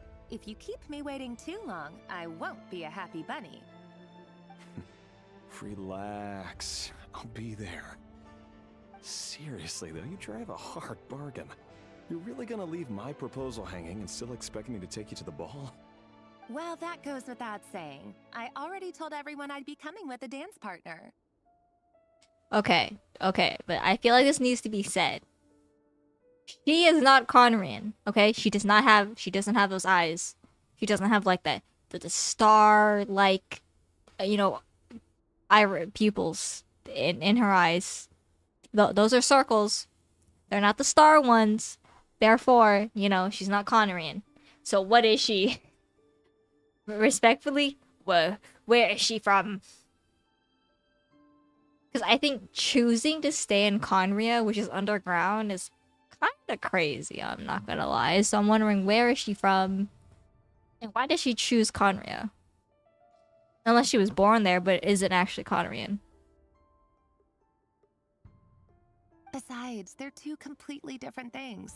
Let's take it one thing at a time, all right? All right. White outfit it is. It seems like Rerir was deliberately hiding his ties to the intelligence services by giving the impression that he was just an ordinary member of the Vinster King's Guard. He clearly doesn't want his would-be fiancée to know about his other life. Then again, that's hardly surprising. People in the intelligence trade rarely do. Who'd have thought we were in the same line of work? Let's dig a little deeper.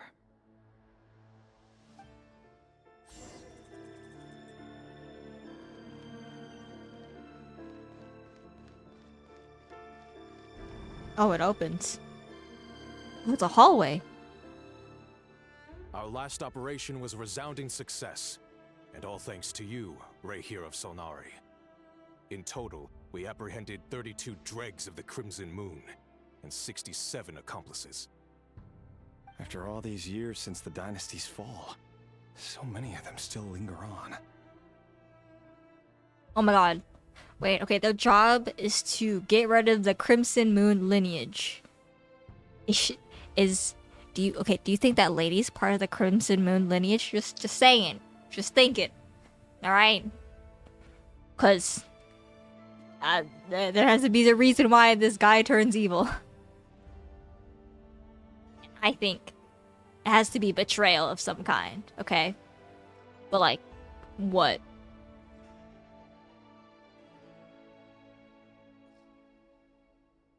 Indeed, it cannot be denied. Yet it was destiny that the Crimson Moon should be overcome by the eclipse, and that His Majesty, the all-seeing Vinster King, now guides our nation on the path to prosperity. Conria has no further need for a dead moon. But alas, there will always be those who refuse to see the truth, choosing instead to romanticize the past. That's not entirely true. Much about the Crimson Moon era was worthy of remembrance, and that's exactly why they keep trying to see it restored. Many of its secrets remain unsolved to this day. As it happens, that's precisely the field of study my partner is devoted to. I knew it. I knew it. The woman he proposed to is somewhat involved in the Crimson Moon, and his job, they're getting rid of the Crimson Moon related stuff. I knew it. You still haven't told her what you really do for a living. Where would I even start? How do you tell someone that you're one of the king's hand-picked executioners? That your hands are steeped in blood?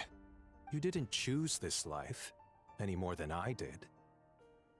Orphans like us don't get a say. But I'll sure as heck be the one to pay for it. Speaking of which, We need to be more rigorous in the way we identify direct descendants of the Crimson Moon. Someone, it seems, has strong opinions about my future plans. Most likely my marriage in particular. I have a feeling that we may soon become targets of the Crimson Moon's retribution. Your concerns are not unfounded. They've taken out many of our colleagues these past few years, and for that very reason. These are no helpless lambs we're leading to the slaughter. They're wolves in sheep's clothing. Okay, but you're trying to kill them. Therefore, that's self-defense. So... Just a thought. Just a thought. Take care, Rayhir of Solnari. I look forward to toasting you at your wedding. Thanks, Torkel. You look after yourself, too.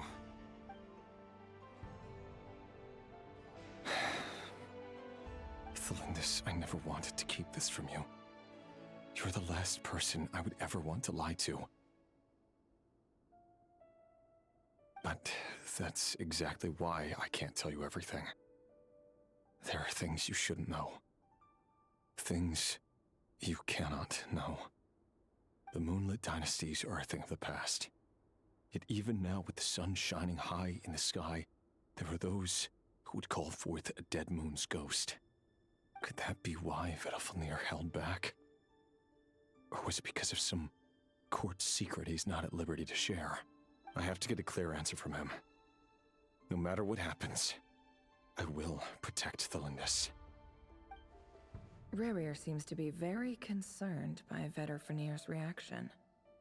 Vedalfnir and Dainsleif, the Visionary and Twilight Sword. So that's what they were really like. I've investigated this whole area now. There doesn't seem to be any other memories here. Should I try somewhere else? Oh. Wait a second. What's this black smoke? What is that? That's not black smoke. That's like the color of my hair.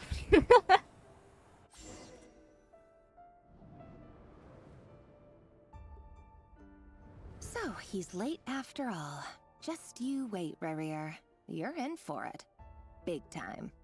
Are you waiting for someone, ma'am? Could I tempt you into buying some flowers? Oh, sure. Pick me out a pretty bunch if you would. Thank you. But I'm afraid none of them are as pretty as you. For someone so young, you sure have a way with words, don't you? Why are they looking down? I'm only telling the truth. Look me in the eyes. You'll see I'm not lying. Yo, they got the same eyes as Arlecchino, bro. Oh, what does that mean? What does that mean? Okay. I did not play Arlecchino's story quest. I don't know. I don't know what relation does this have, because I didn't play her story quest, so I'm clueless right now. I don't know, but they had the same eyes, similar eyes. Those are X's. Wait. Yeah, Crimson Moon. Oh, is Arlecchino Crimson Moon? May we have a word in private? Who are you? And what do you want? It doesn't matter who I am.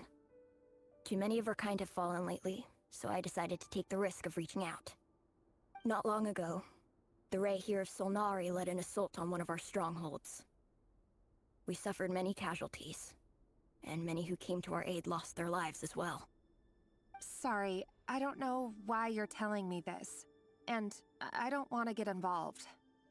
Wait, hear me out. This time we finally got a clear look at his face and learned his true identity. Damn, is this kid gonna fucking reveal his secret to his like possible fiance? That's crazy. But then again, I mean, yeah, you didn't keep your secrets hidden, enough, so that's on you, I guess. If you want to keep secrets, yeah, better keep a good eye on them. His name is Rerir, and he claims to be one of the King's guards. What did you say? A cruel irony, isn't it? The man you're set to marry leads a double life as a brutal executioner. But surely, you must have caught a whiff of the blood on his hands. Why are you telling me all of this now? Simple. It's because... How strange. Rerir was nowhere to be seen in that memory. It clearly belonged to the Lindis. Rerir couldn't possibly know what happened if he wasn't even there. Why would her memories appear in his fragment? The ceremony won't last much longer. I think it's time to call it a day. What? Hey, wait, hold on. We haven't finished. No. I need the rest of the convo. Because what? Because what? What was that child gonna say? I want to know the reason. Why? Why must you do this to me? So that was your doing? Did you just pull us inside Rerir's fragment to spy directly on his memories? Any more questions, and I'll have to start charging. I had no idea you could do that, boss! Seriously, that was amazing! We're not worthy. I gotta admit though, I'm itching to see what happens next. Feels like we barely scratched the surface. I'm just as curious as you are. But the ceremony only allows for limited time inside. That's all we can see for now. Luckily, we managed to learn quite a lot. So far, so good. I just hope the others are doing okay too. Especially the group with the Traveler. Their mission is a risky one. Let's hope it's all going smoothly. If you're worried about them, go see how they're doing. If I know boss, she's gonna need some time to write up all the details and make sure it's all coherent. I'll stay behind to lend a hand, but feel free to head back and meet up with the others.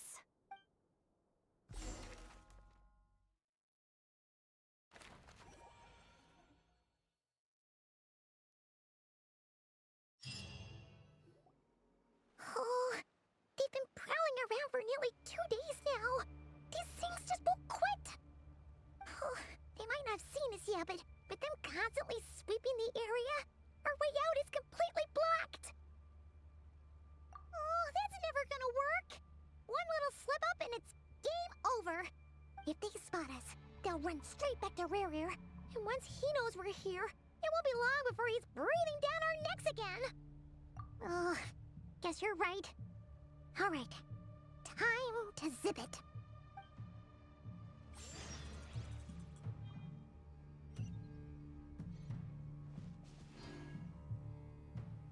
Okay, don't go backwards. Go forward. What? No. Oh no, don't play. Why do you have to play the dialogue again? In the area? Oh, that's never gonna work. If they spot us, they'll run. Oh.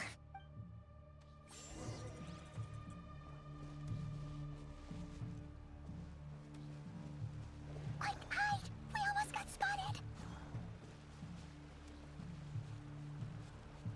Phew. That was a close call.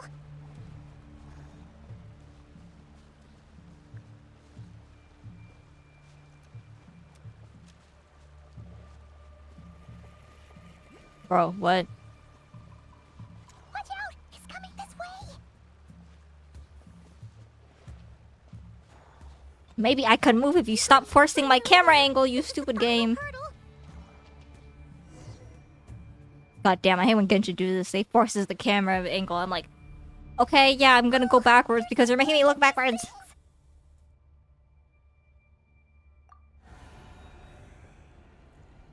Oh, those are big guys. Those are big guys.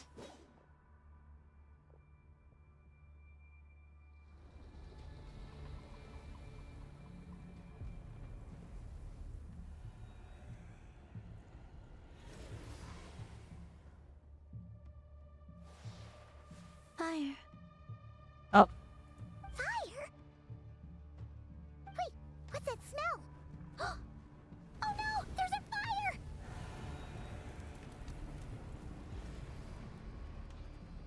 Oh my god, Arlecchino?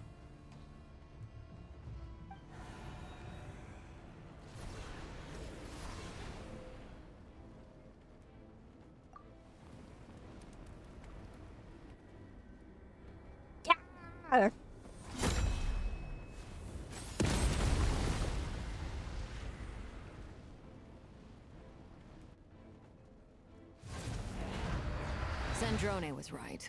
You look weak, Columbina. Yeah! It's her! The old you would never have let such lowly creatures bar your way. Word has it that you did something for the Tsaritsa, and that's why you've lost most of your power. Freedom comes at a heavy price, doesn't it? It's Arlecchino! You came!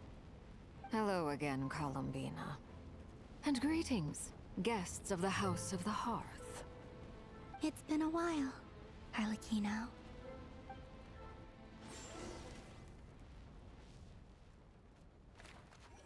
Oh, back to Sandrone.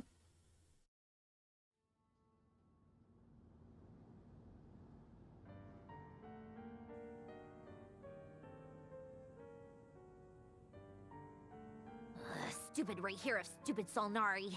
Ugh, whatever. I've got all the data I need.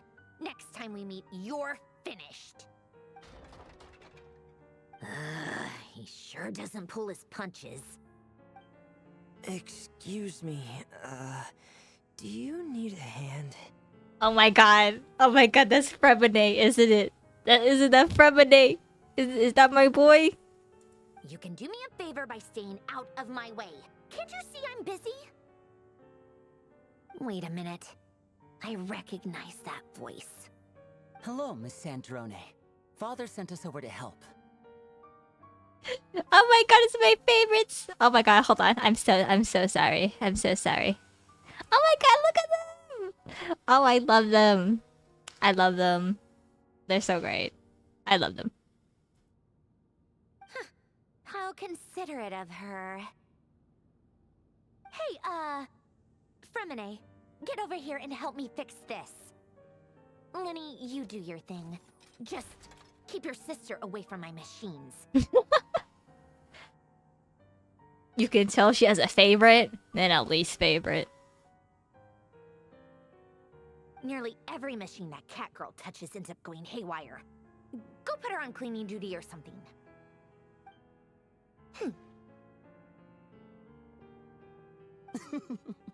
Then let's start downstairs.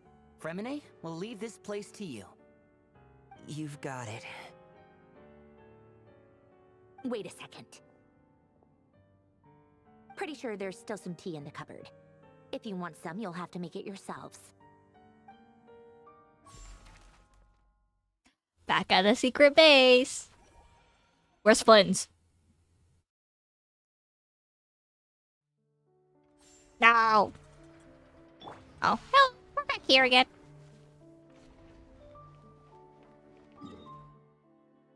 Gotta teleport or move all the way over there. Okay. One thing I noticed on this model is that if I smile, like, my face blushes, and I don't really like that. I don't want to blush when I smile. I gotta see if I can change that later.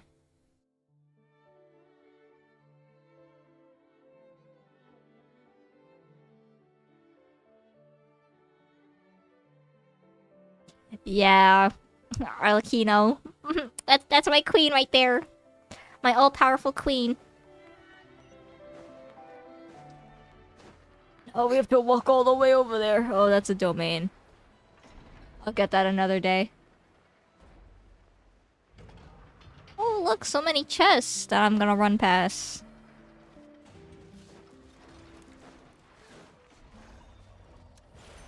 Don't mind me. Don't fight me, please.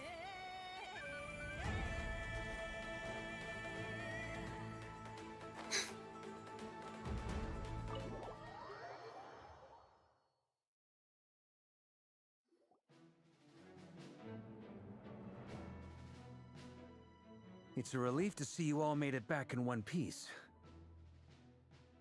Huh? Feels like there's quite a few people missing. Where's Flint's and the others? And what about Nefer? I returned ahead of them. Flint is helping Aino and Anefa to set up the decoys and buy us some time. As for Miss Nefer... Boss is still wrapping things up on her end. She sent us back to fill you all in on the top secret intel we've been gathering. I see. Then let's get right into it. But first, who do we have here? You brought someone else in to help? Greetings. I was invited here to help as a longtime Tea Party companion of Columbina's. You may call me Arlecchino. Surely it can't be. Those eyes. Oh, where have I seen them before? Wait, of course. In those memories we just saw. The only Arlecchino I know is the fourth of the Fatui Harbingers. So either you share a pretty uncommon name, or you're more than just a Tea Party buddy. You're well informed, Grandmaster. A man from Mondstadt living all the way out here in Nodcry, and yet the people and affairs of Snezhnaya seem to hold a special place in your heart. Oh, the feeling's mutual.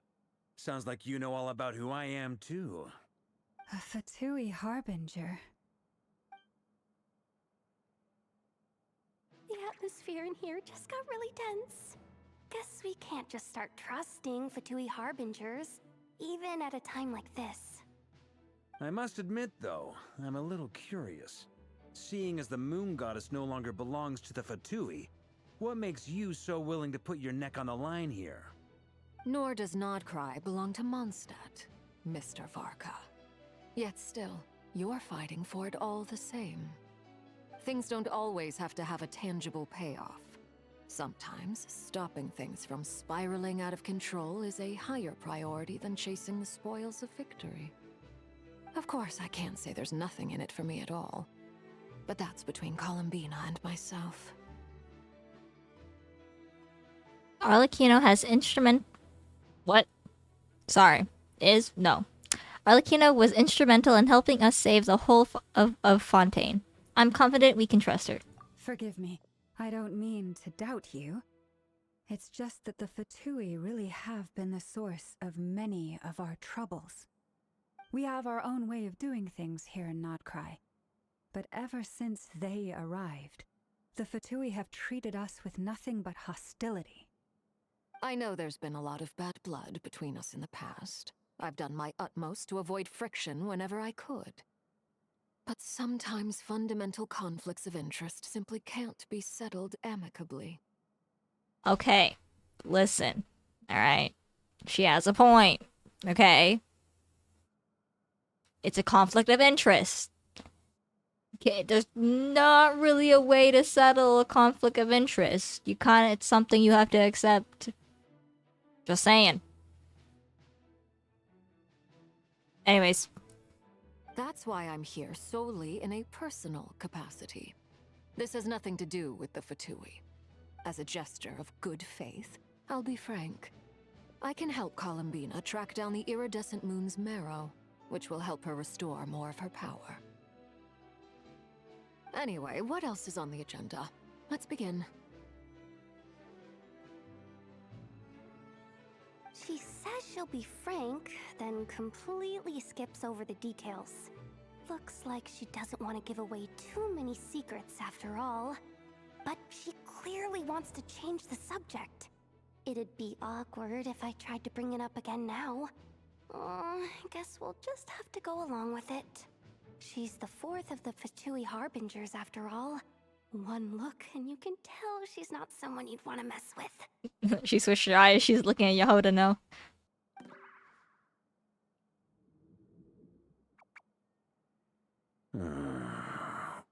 Well, since Miss Arlecchino sounds confident in her ability to handle that, we'll proceed to the next topic. Yehoda, time to share that top-secret intel. Alright, listen up everyone. First, we now know that Rerir was originally a Conrian secret agent whose primary mission was to hunt down and assassinate the so-called Dregs of the Crimson Moon.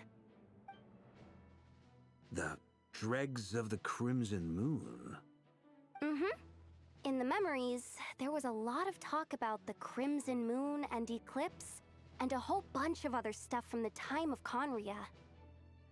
This is awkward. I don't even know Arlecchino's lore and like oh man. Is she gonna say anything? Or is she gonna keep quiet? I hope she says something. I wanna know more.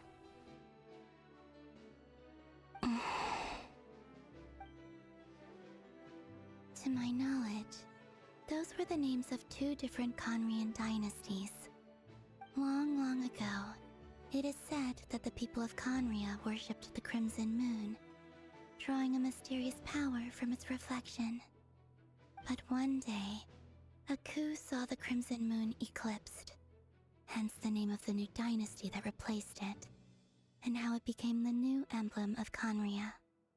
Still, long after the Crimson Moon dynasty had fallen, the last ruler of the Eclipse dynasty, the Vinster King, still coveted the secrets it left behind.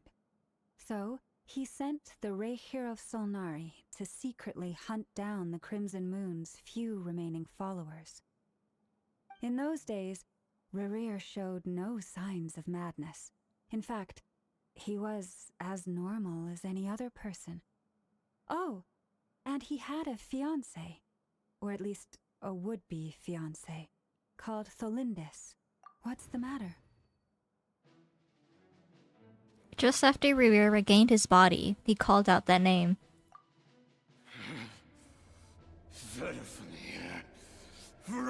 Daughter. Flinders.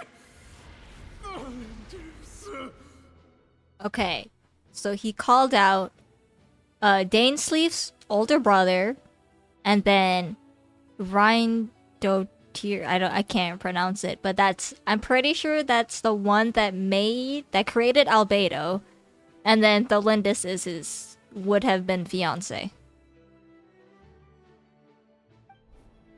Interesting. Anything else? What about this would-be fiancé of his? Do we know anything about her?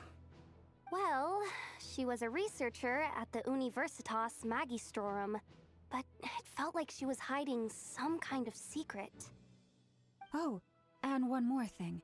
For some reason, Rerir's fragment also contains some of Tholindis' memories, though only a very small portion. Well, no shortage of potential leads, I'll give you that. In any case, it sounds like we can conclude that while Tholindis was still around, Rerir appeared to be lucid and quite normal. Tholindis, it seems, must have been the one thing in this world that he couldn't let go of.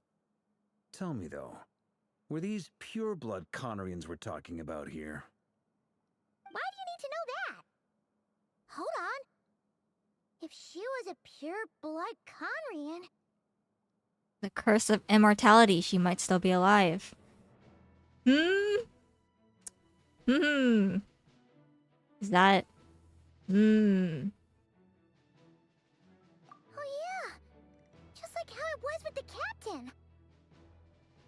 If we could somehow find her, do you think there's any chance Rerir might regain some of his sanity?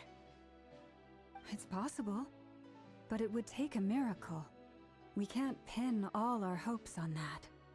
That merchant who Nefer knows, Dori Sangama Bay. Maybe we could hire her to look into it. You don't really have enough money. Unless she decides to be nice. Alright then. Let's keep working in our separate teams.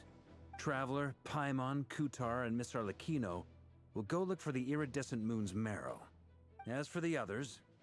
On the way over here, I noticed that the wild hunt monsters had grown even more frenzied in their search for Kutar. At this rate, the people living here will be in grave danger too. So I'm thinking of gathering together some of our followers to go wipe them out. I'll head back to the curatorium and meet up with the boss. Feels good knowing we've all got something to be getting on with. Given that the Wild Hunt has been a lot more active lately, the Lightkeepers have likely begun their own operations too. If that is the case, someone will need to pass the news on to Flint's. I'll hold the fort for now, then discuss our next move with Flint's, Aino, and Anefa when they get back. All right then. Well, the clock's ticking. If that's everything, we'll be on our way. We'd better get moving too. We'll try to buy you as much time as we can. Relax. Just do your thing. Now, I decided to call in some backup since things are getting so hairy. Our reinforcements should be here any minute now. Stay safe, everyone. Dismissed.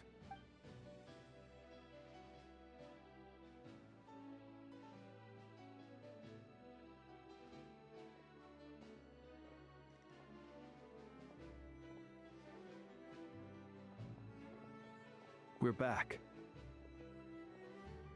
Did we get here a little early? Or a little late? Ah, he's so cute. A tad late. The others have already set off. To summarize, our resident moon goddess has found us a new ally, and Boss Nefer has uncovered some promising info. Everything going smoothly on your end? Not great. I don't know how long we can stall them for. The decoys are getting taken out way faster than we imagined. I'm gonna make some more later, but I need a timeout first. I'm so tired right now. Oh, right! Inefa, could you fill in Uncle Varka on what we just discussed with Flints? Sure. Uncle Varka, you previously told us about how when you went to investigate a source of the Wild Hunt in Amsvartnir, you discovered that it was just a diversion. But according to Flints' intel, several outbreaks of the Wild Hunt had already occurred in Notcry in the period leading up to that. That was before Rerir had regained his body, when he was far from regaining his full strength. In other words, in theory at least, he still lacked the means to act in two places at once. Flints, with everything that's been happening, the Lightkeepers across Notcry are rallying to fight back against the Wild Hunt. They're gonna need your help. I know, I'm sure you're capable of coming up with something far more effective than decoys. But for now, you should stay here and get some rest. Inefa and I will head back over to Amsvartnir to see if there's anything I missed. I told you Uncle Varka would say that, didn't I? A deal's a deal. Not a word about my snack intake for the next week. Database updated. Reliability of Aino's predictions increased. What does that mean? They were betting on how you'd respond after hearing their intel. It's the obvious choice, isn't it? That's hardly worth betting on. We already decided that Inefa should go investigate the situation over at Amsvartnir on her own. You might as well stay here and keep watch. Someone needs to hang back and oversee our strategy meetings. And besides, you still haven't fully recovered from ambushing Rerir. So I've ended up with the easiest assignment. Well, I appreciate it, everyone. See you when you get back.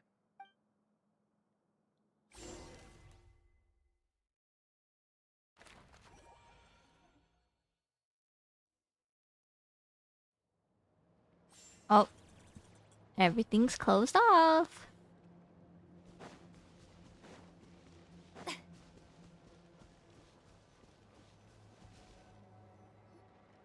Here, this will serve as a good spot to cross over. Cross over? Cross over what? Arlecchino, hold up a second. Since you brought us all this way, would you mind telling us what you've got planned? We still haven't got the slightest idea what's going on here. And if even Columbina doesn't know where the iridescent moon's marrow is, how do you? Simple. Because I am an inheritor of the royal bloodline of the Crimson Moon, and one of the last surviving embers of the Two Worlds' flames. Huh? Are you serious? As in, you're a descendant of that Crimson Moon dynasty we were just talking about? The one from ancient Conria? Your surprise is understandable. I was also taken aback when I first learned of it. But the more I thought about it, the more I realized the signs had been there all along. When I was young, I discovered I could wield a very special kind of fire. It coursed like blood through my veins and smoldered away inside my nerves. What's more, whenever I experienced strong bursts of emotion or drew too deeply on this power, It was like some kind of presence within the fire would begin to gnaw away at me, consuming me from the inside out. Exactly. That is why my hands are like this, too. At first, I saw it only as a curse, but once I became a harbinger, the jester apprised me of the truth. Together with my own investigations over the past few years, there are several things that I have gradually come to understand. For instance, take the so-called Crimson Moon. In truth, it is nothing more than the shattered remnants of the iridescent moon, fused with the abyss to prolong its lifespan. Since this blood flame was bestowed upon me by the Crimson Moon, it is a fusion of the iridescent moon's former power and the corruption of the abyss. You all understand the nature of the abyss well enough. I draw upon its power, and in return, it hungers for my soul. This strange blackness is the mark of corruption it has left behind. If I recall correctly, you once told me that if the corruption ever made it to your heart, you'd become a completely different person. Yes, and that's the reason I'm always careful not to push my power too far. It's essentially a never-ending tug-of-war. Oh, sounds intense. Anyway, the rest of my story can wait. Is there anything else about the Crimson Moon or the Iridescent Moon that you're unclear about? Paimon has a question. So, the crimson moon that the Karians used to worship was actually the iridescent moon, right? Which was one of the three moon sisters. Does that mean that the Karians were to the crimson moon as the frost moon scions are to the frost moon? So much of that history has been lost. We have no way of knowing exactly what they were like. But I would suspect that the Conrians weren't as devout in their moon worship as it might appear. The iridescent moon's remains simply served as their link to the abyss. Later on, perhaps someone discovered a way to make direct contact with the abyss. Or maybe there was some kind of ideological divide. Either way, a dissenting faction staged a coup and drove out the royal heirs of the Crimson Moon dynasty. Still, even with the dark sun looming high overhead, the Crimson Moon's glow never truly faded. If you want living proof, it's standing right before you. The first time we met, I sensed something familiar in your presence. When I looked at you, I felt I could see that mysterious red moon in the corner of my eye. In your flames, I saw its broken image, surrounded by a strange black aura. Well, I appreciate that you kept it to yourself. Much about the Crimson Moon is still a mystery, and I'd prefer not to end up as the object of an insane research project. Fair, yeah. Anyway, time is against us here, so if there's any other questions, they'll have to wait. I just want to make sure I've got one thing straight. In her letter, Sandrone mentioned that since you are unable to contain the iridescent moon's marrow yourself, you intend to leave it in my custody, correct? That's right. For now, it's the only way I can pay you back for your help. The iridescent moon is already part of who you are, so with its marrow in your possession, you'll be even more powerful than before. Deal. Then let's get started. Get what started? What does this place have to do with the Crimson Moon? When I first became a harbinger, the jester gave me a book called Paranhari, also known as Leobranto Inamorato. What? You should be able to buy a copy next time you're in Fontaine. It's a love story set in the Crimson Moon era. But setting aside the tangled romances of its characters, it also records a few interesting details. In the Crimson Moon era, or so the story goes, there was an orphanage that received children from beyond the bounds of this world, and subjected them to a peculiar induction ceremony. Beyond the bounds of this world? For real? And what kind of induction ceremony? I don't know what that means. I don't know what induction means. I don't need to Google it. It'll be fine. The Crimson Moon Sages looked beyond this world for beings with powers that surpassed the gods. But fearing they might lose control, they subjected these children to a process of refinement. They made these children crawl up a fireplace and kept asking them, "Have you died? Did you see it?" Until they finally admitted to having died and seen a crimson moon.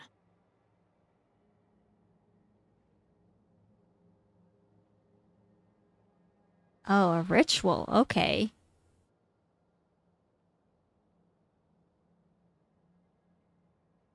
Interesting. Thanks for explaining. The adults embraced the children who passed the ritual, telling them, "Within the fireplace, you have traversed the flames between two worlds.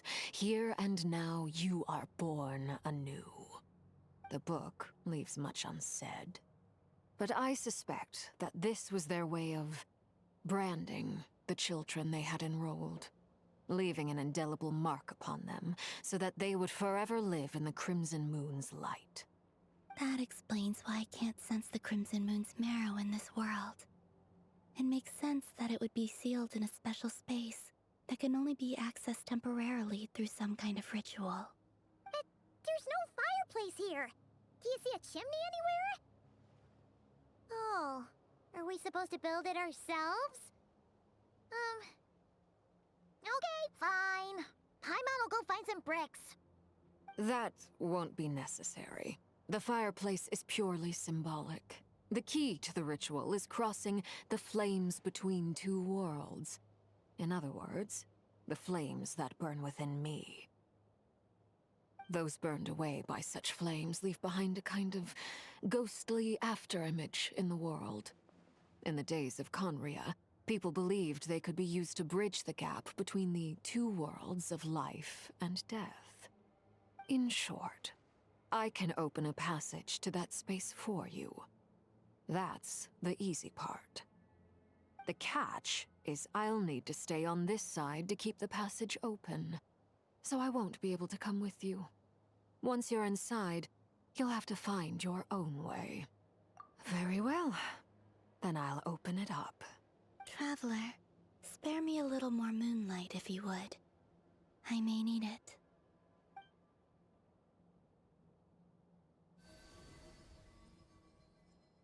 Thank you. I feel like I've recovered some of my strength now. It should be enough to move us across short distances and confront whatever dangers might await.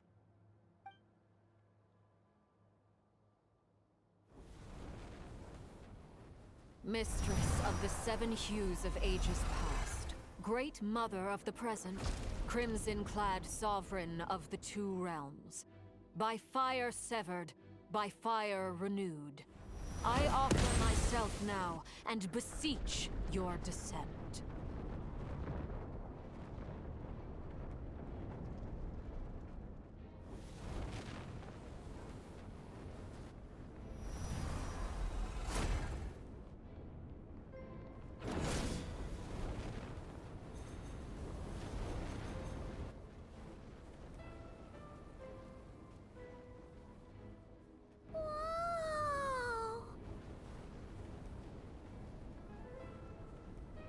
One word of advice.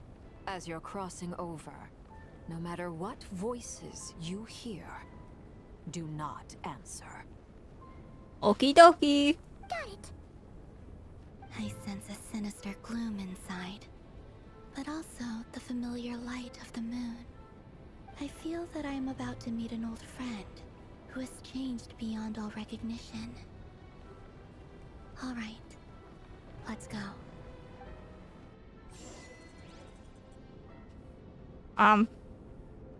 It looks sick. Okay. Oh my god, guys, look. It's red.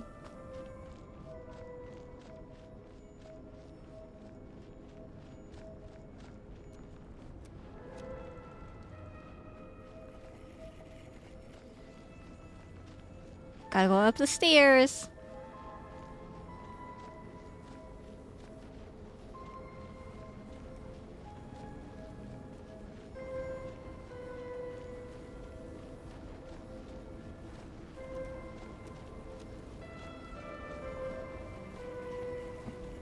God, this looks so cool though. I love the red, all the red.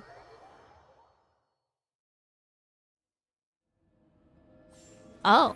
Your presence and grant you death and rebirth. Wait, why are you? You have crossed over from another world, transcended fate itself. I have no right to.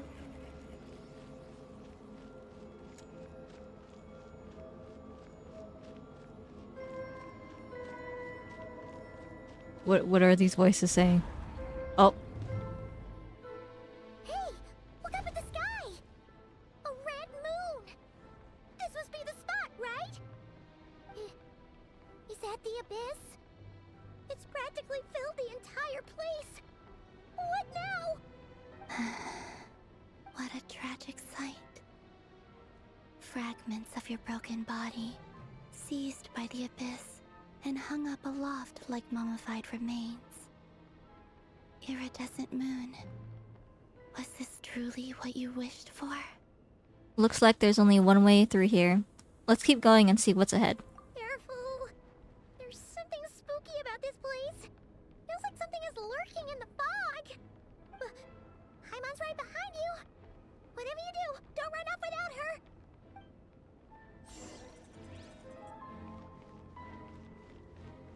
By the way, Columbina, didn't you tell us that the iridescent moon had shattered into pieces? The moon up there looks pretty whole to Paimon. How is that possible?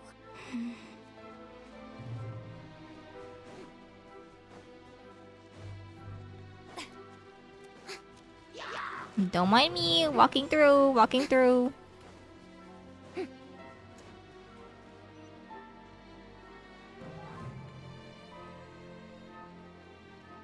Just like I thought. It was only a facade.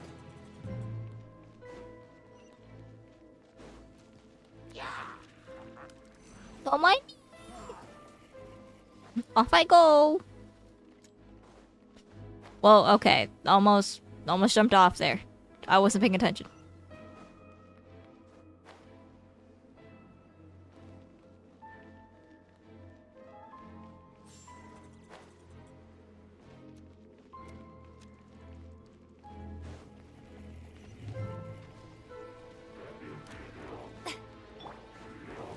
Solidify! Well, if you give me a chance, I have to fight.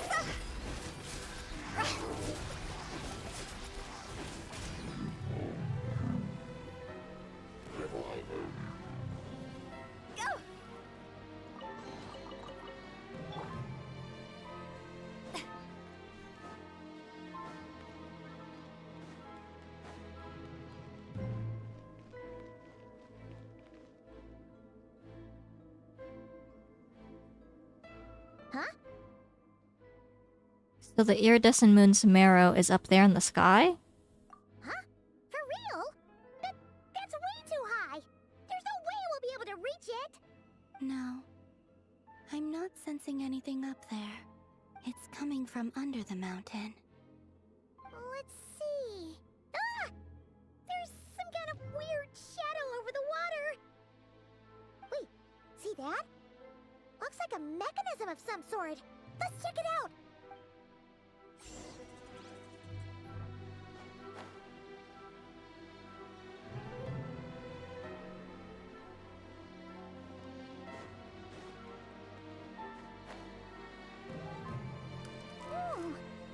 Looks like a device from the time of Kalia.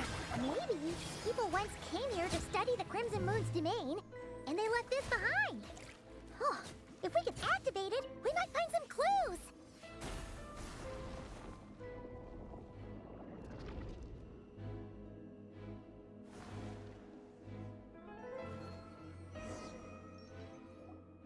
Hey, look at that! Now that the mechanisms running, the shadow in the water looks different.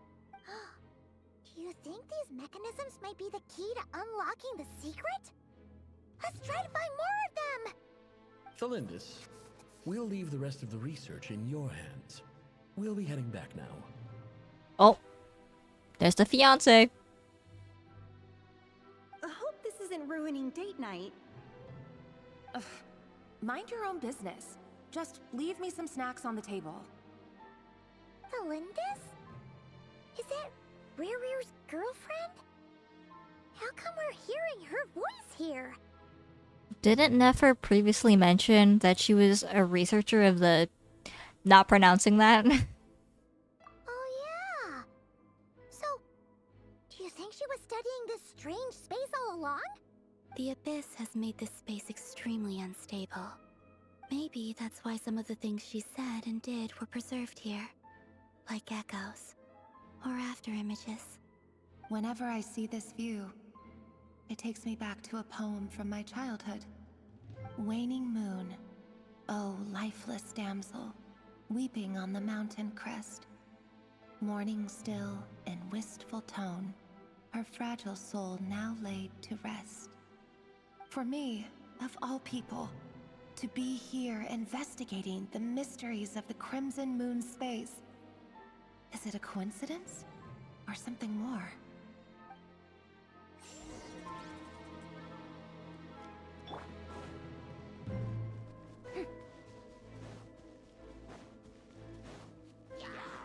No, they saw me. Oh, looks like the Abyss has messed up this mechanism. We need to find a way to get it working again. Let's see if there are any other devices nearby. Well, if you give me a chest.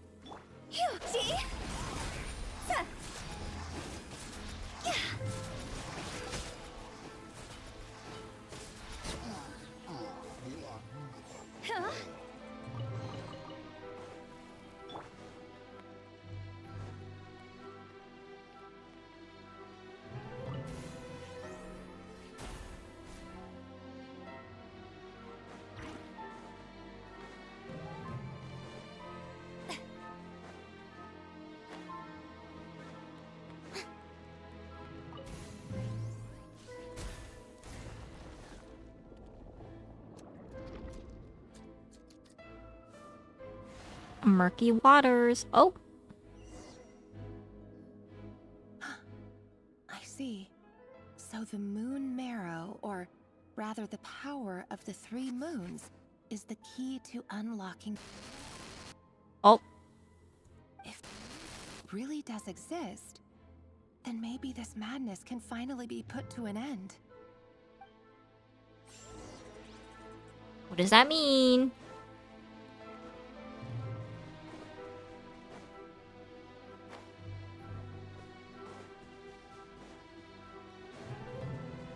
What is she researching? I would like to know.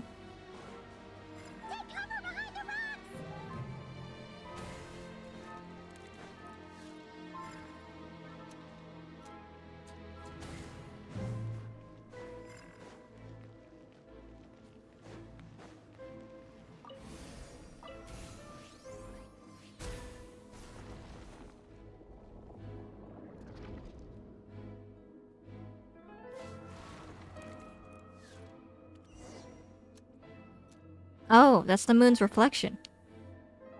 With the Abyss inhibitors in place, I should be able to access the chamber with the moon marrow. Oh, Rerir, with every step you take, you're drifting further from what you truly desire. But you're not the root of the problem.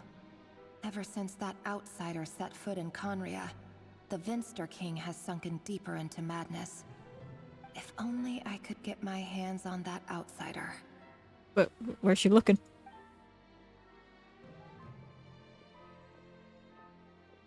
Who's the outsider? Is it us? The moon's reflection is back to normal. Thalindis' voice mentioned a chamber with the moon marrow. Do you think maybe it's hidden in the moon's reflection? Yep, time to jump in. It must be. For within it, I sense the fragile aura of a dying soul. I've played these games before. We gotta jump in the lake. Come on. Jump in the reflection. Then there's no time to lose. Let's go.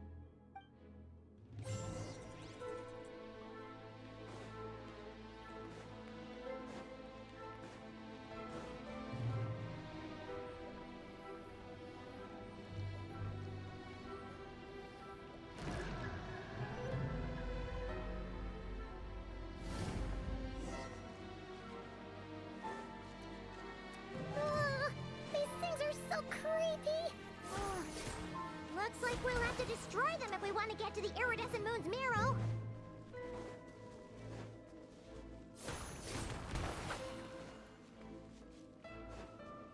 That must be the iridescent moon's marrow. Oh, but we'll need to destroy these things before we can reach it. Oh, no, not those wolves. Alright, Farina, you're on healing mode.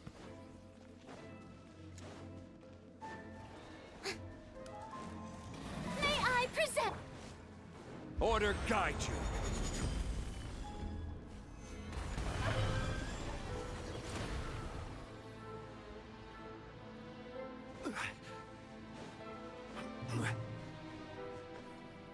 Okay, I can't climb. No, go away. I'm here for business. Don't get distracted, don't get distracted. Hang in there. We're so close. I feel like she's jinxing it. I feel like at the end here something's gonna pop up. Oh, it's you.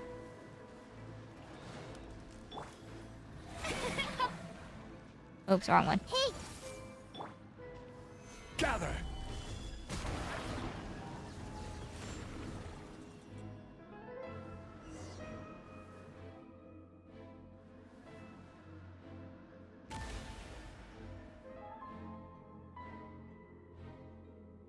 Is that supposed to be the moon marrow? I finally did it. The iridescent moon's marrow. Still burning away like an undying flame, yet now contaminated by the abyss. It has taken on a new form entirely. If we can purify the abyssal power within, we should be able to obtain its untainted essence.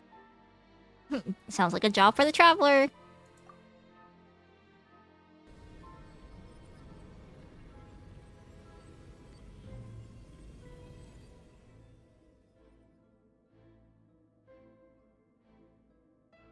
It's so cold. Oh my god, why is it speaking? What? No, don't do that.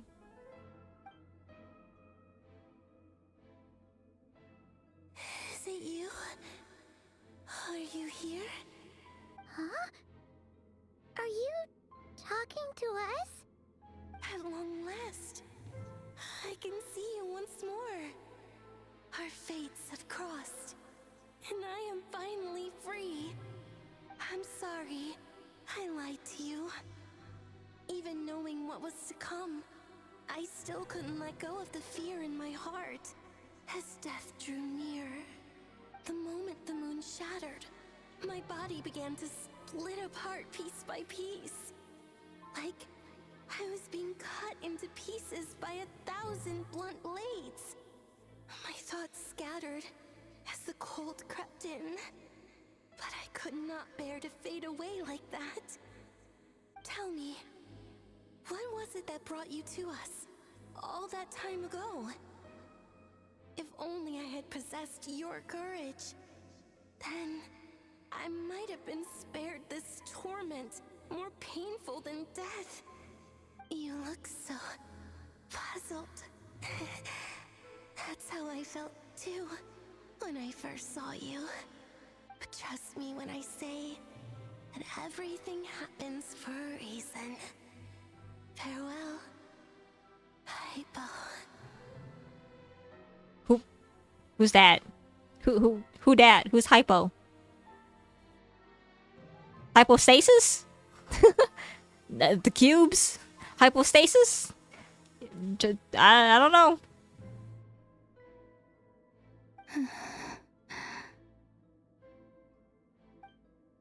What was that all about? Was that the goddess of the iridescent moon? It sounded like she was speaking to a long-lost friend. But none of us have ever met her before, right? Perhaps. She took me for the goddess of the frost moon she once knew. For a fading soul like hers, our auras must be too similar to tell apart.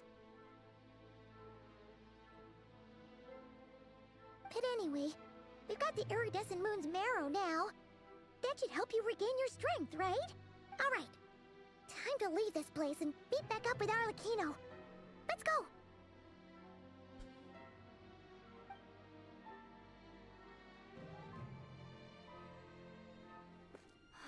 That's odd.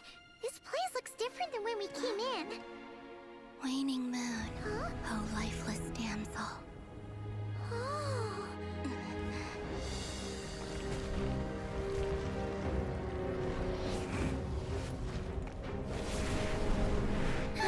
Hurry! The place is collapsing!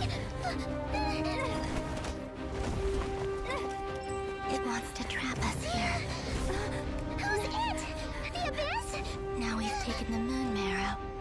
All that's left here is a dark will. It will show us no mercy.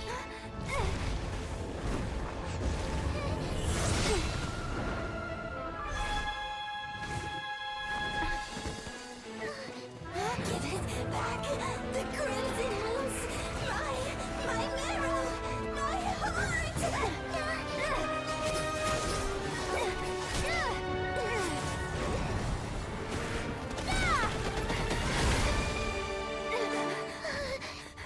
Finally! Huh?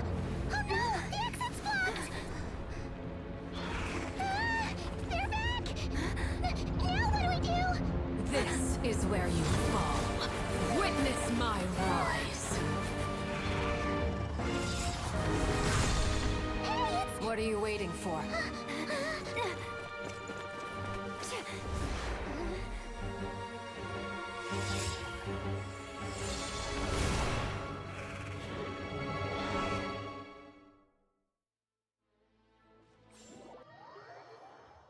Damn. Since when can all of them do that? Why my traveler don't do that? Oh, we made it! Was that you, Arlecchino? Did you save us? Wait, your hands! They're... Oh, this? Don't worry. It's a small price to pay.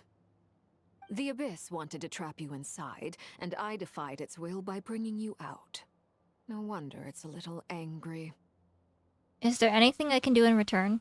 If I can purify the abyssal power, then maybe... No. I have paid the price, albeit a small one, and it cannot be undone. My hands have already fused with the Abyss. Purification would simply destroy whatever's left of them. Yeah, that makes sense. I feel like they would crumble then. But surely...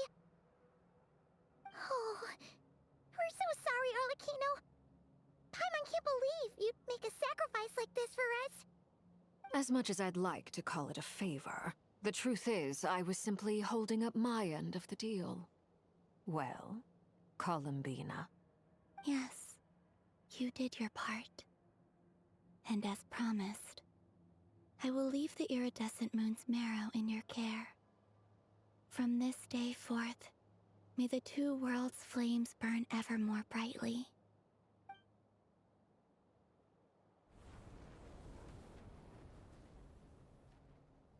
I'll take that as a blessing. Now, Columbina, give me your hand. Accept this moonlight I offer in return.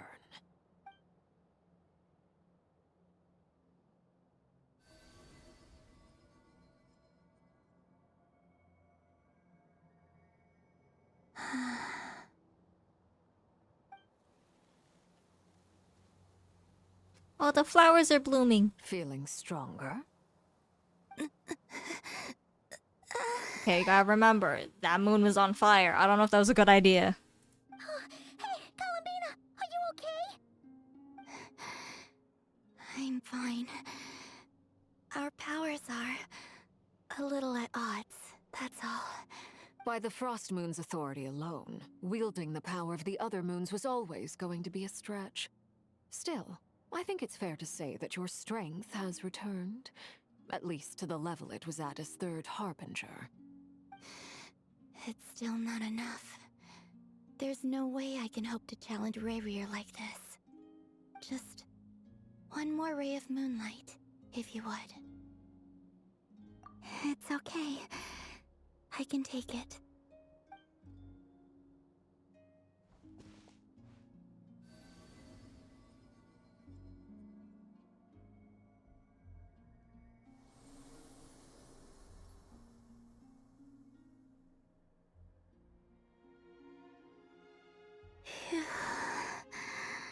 How about now?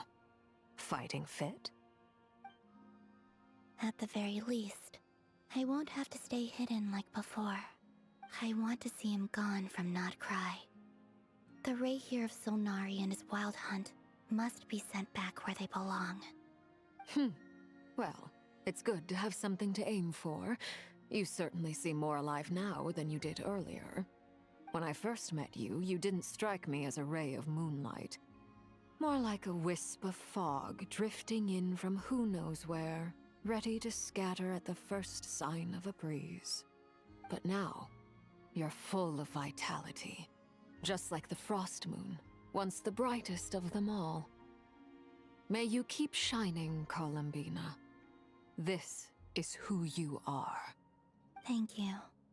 Look after yourself too, Arlecchino. I know you have plans of your own, and that's why you're always seeking to grow stronger. But whatever you're after, don't let the Abyss take a hold of you. I do not wish to see you go down the same path as Rayrir. I appreciate the concern, Columbina. Although perhaps it's time you took a new name. What? A new name? Kutar, the Moon Maiden, Columbina, they're nothing more than code names. They describe who she is and the roles she's played, but they're not her real name. We often use code names in the House of the Hearth, too. But it's knowing your real name that keeps you grounded. Up till now, you've been living a wandering life, so you've probably never really cared. All I'll say is this. Once you've defeated Rayrir, give it some thought. I'm getting flashbacks to Scaramouche. Oh. Like, we got so used to this name and now you're gonna rename yourself? Oh, please, no. Like, okay. Story-wise, I understand, okay? But as a player, these are a lot of names, okay? I can't keep remembering them all. All right. That's it from me. I'll get you back safely first, then go meet up with Sandrone. You're the best! Let us know next time you need a hand. We'll be sure to return the favor. I appreciate the gesture. It speaks to your good character. Anyway, let's get going. There are more urgent things to do right now than trade compliments. We got us at the end. We're done.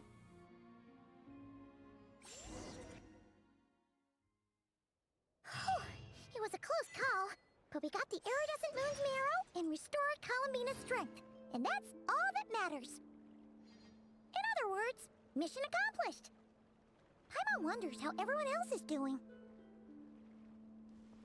What? Is that Act 4? Wait, we're on Act 3 right now, right? Or am I... What are we on? Wait a minute. You're telling me... Wait, hold on. You're telling me there's another quest? I thought there was only the third one. You're telling me there's a fourth one? I didn't know there was a fourth one. I thought there was only the third one. Alright, guys. Alright, it's time. Okay. Okay.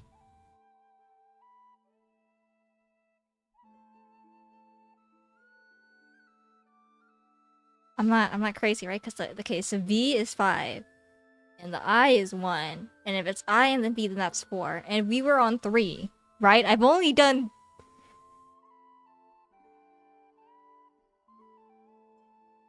I have. Oh, well, I guess we know where we're doing our next stream, man. I mean, I love streaming. Yeah. I just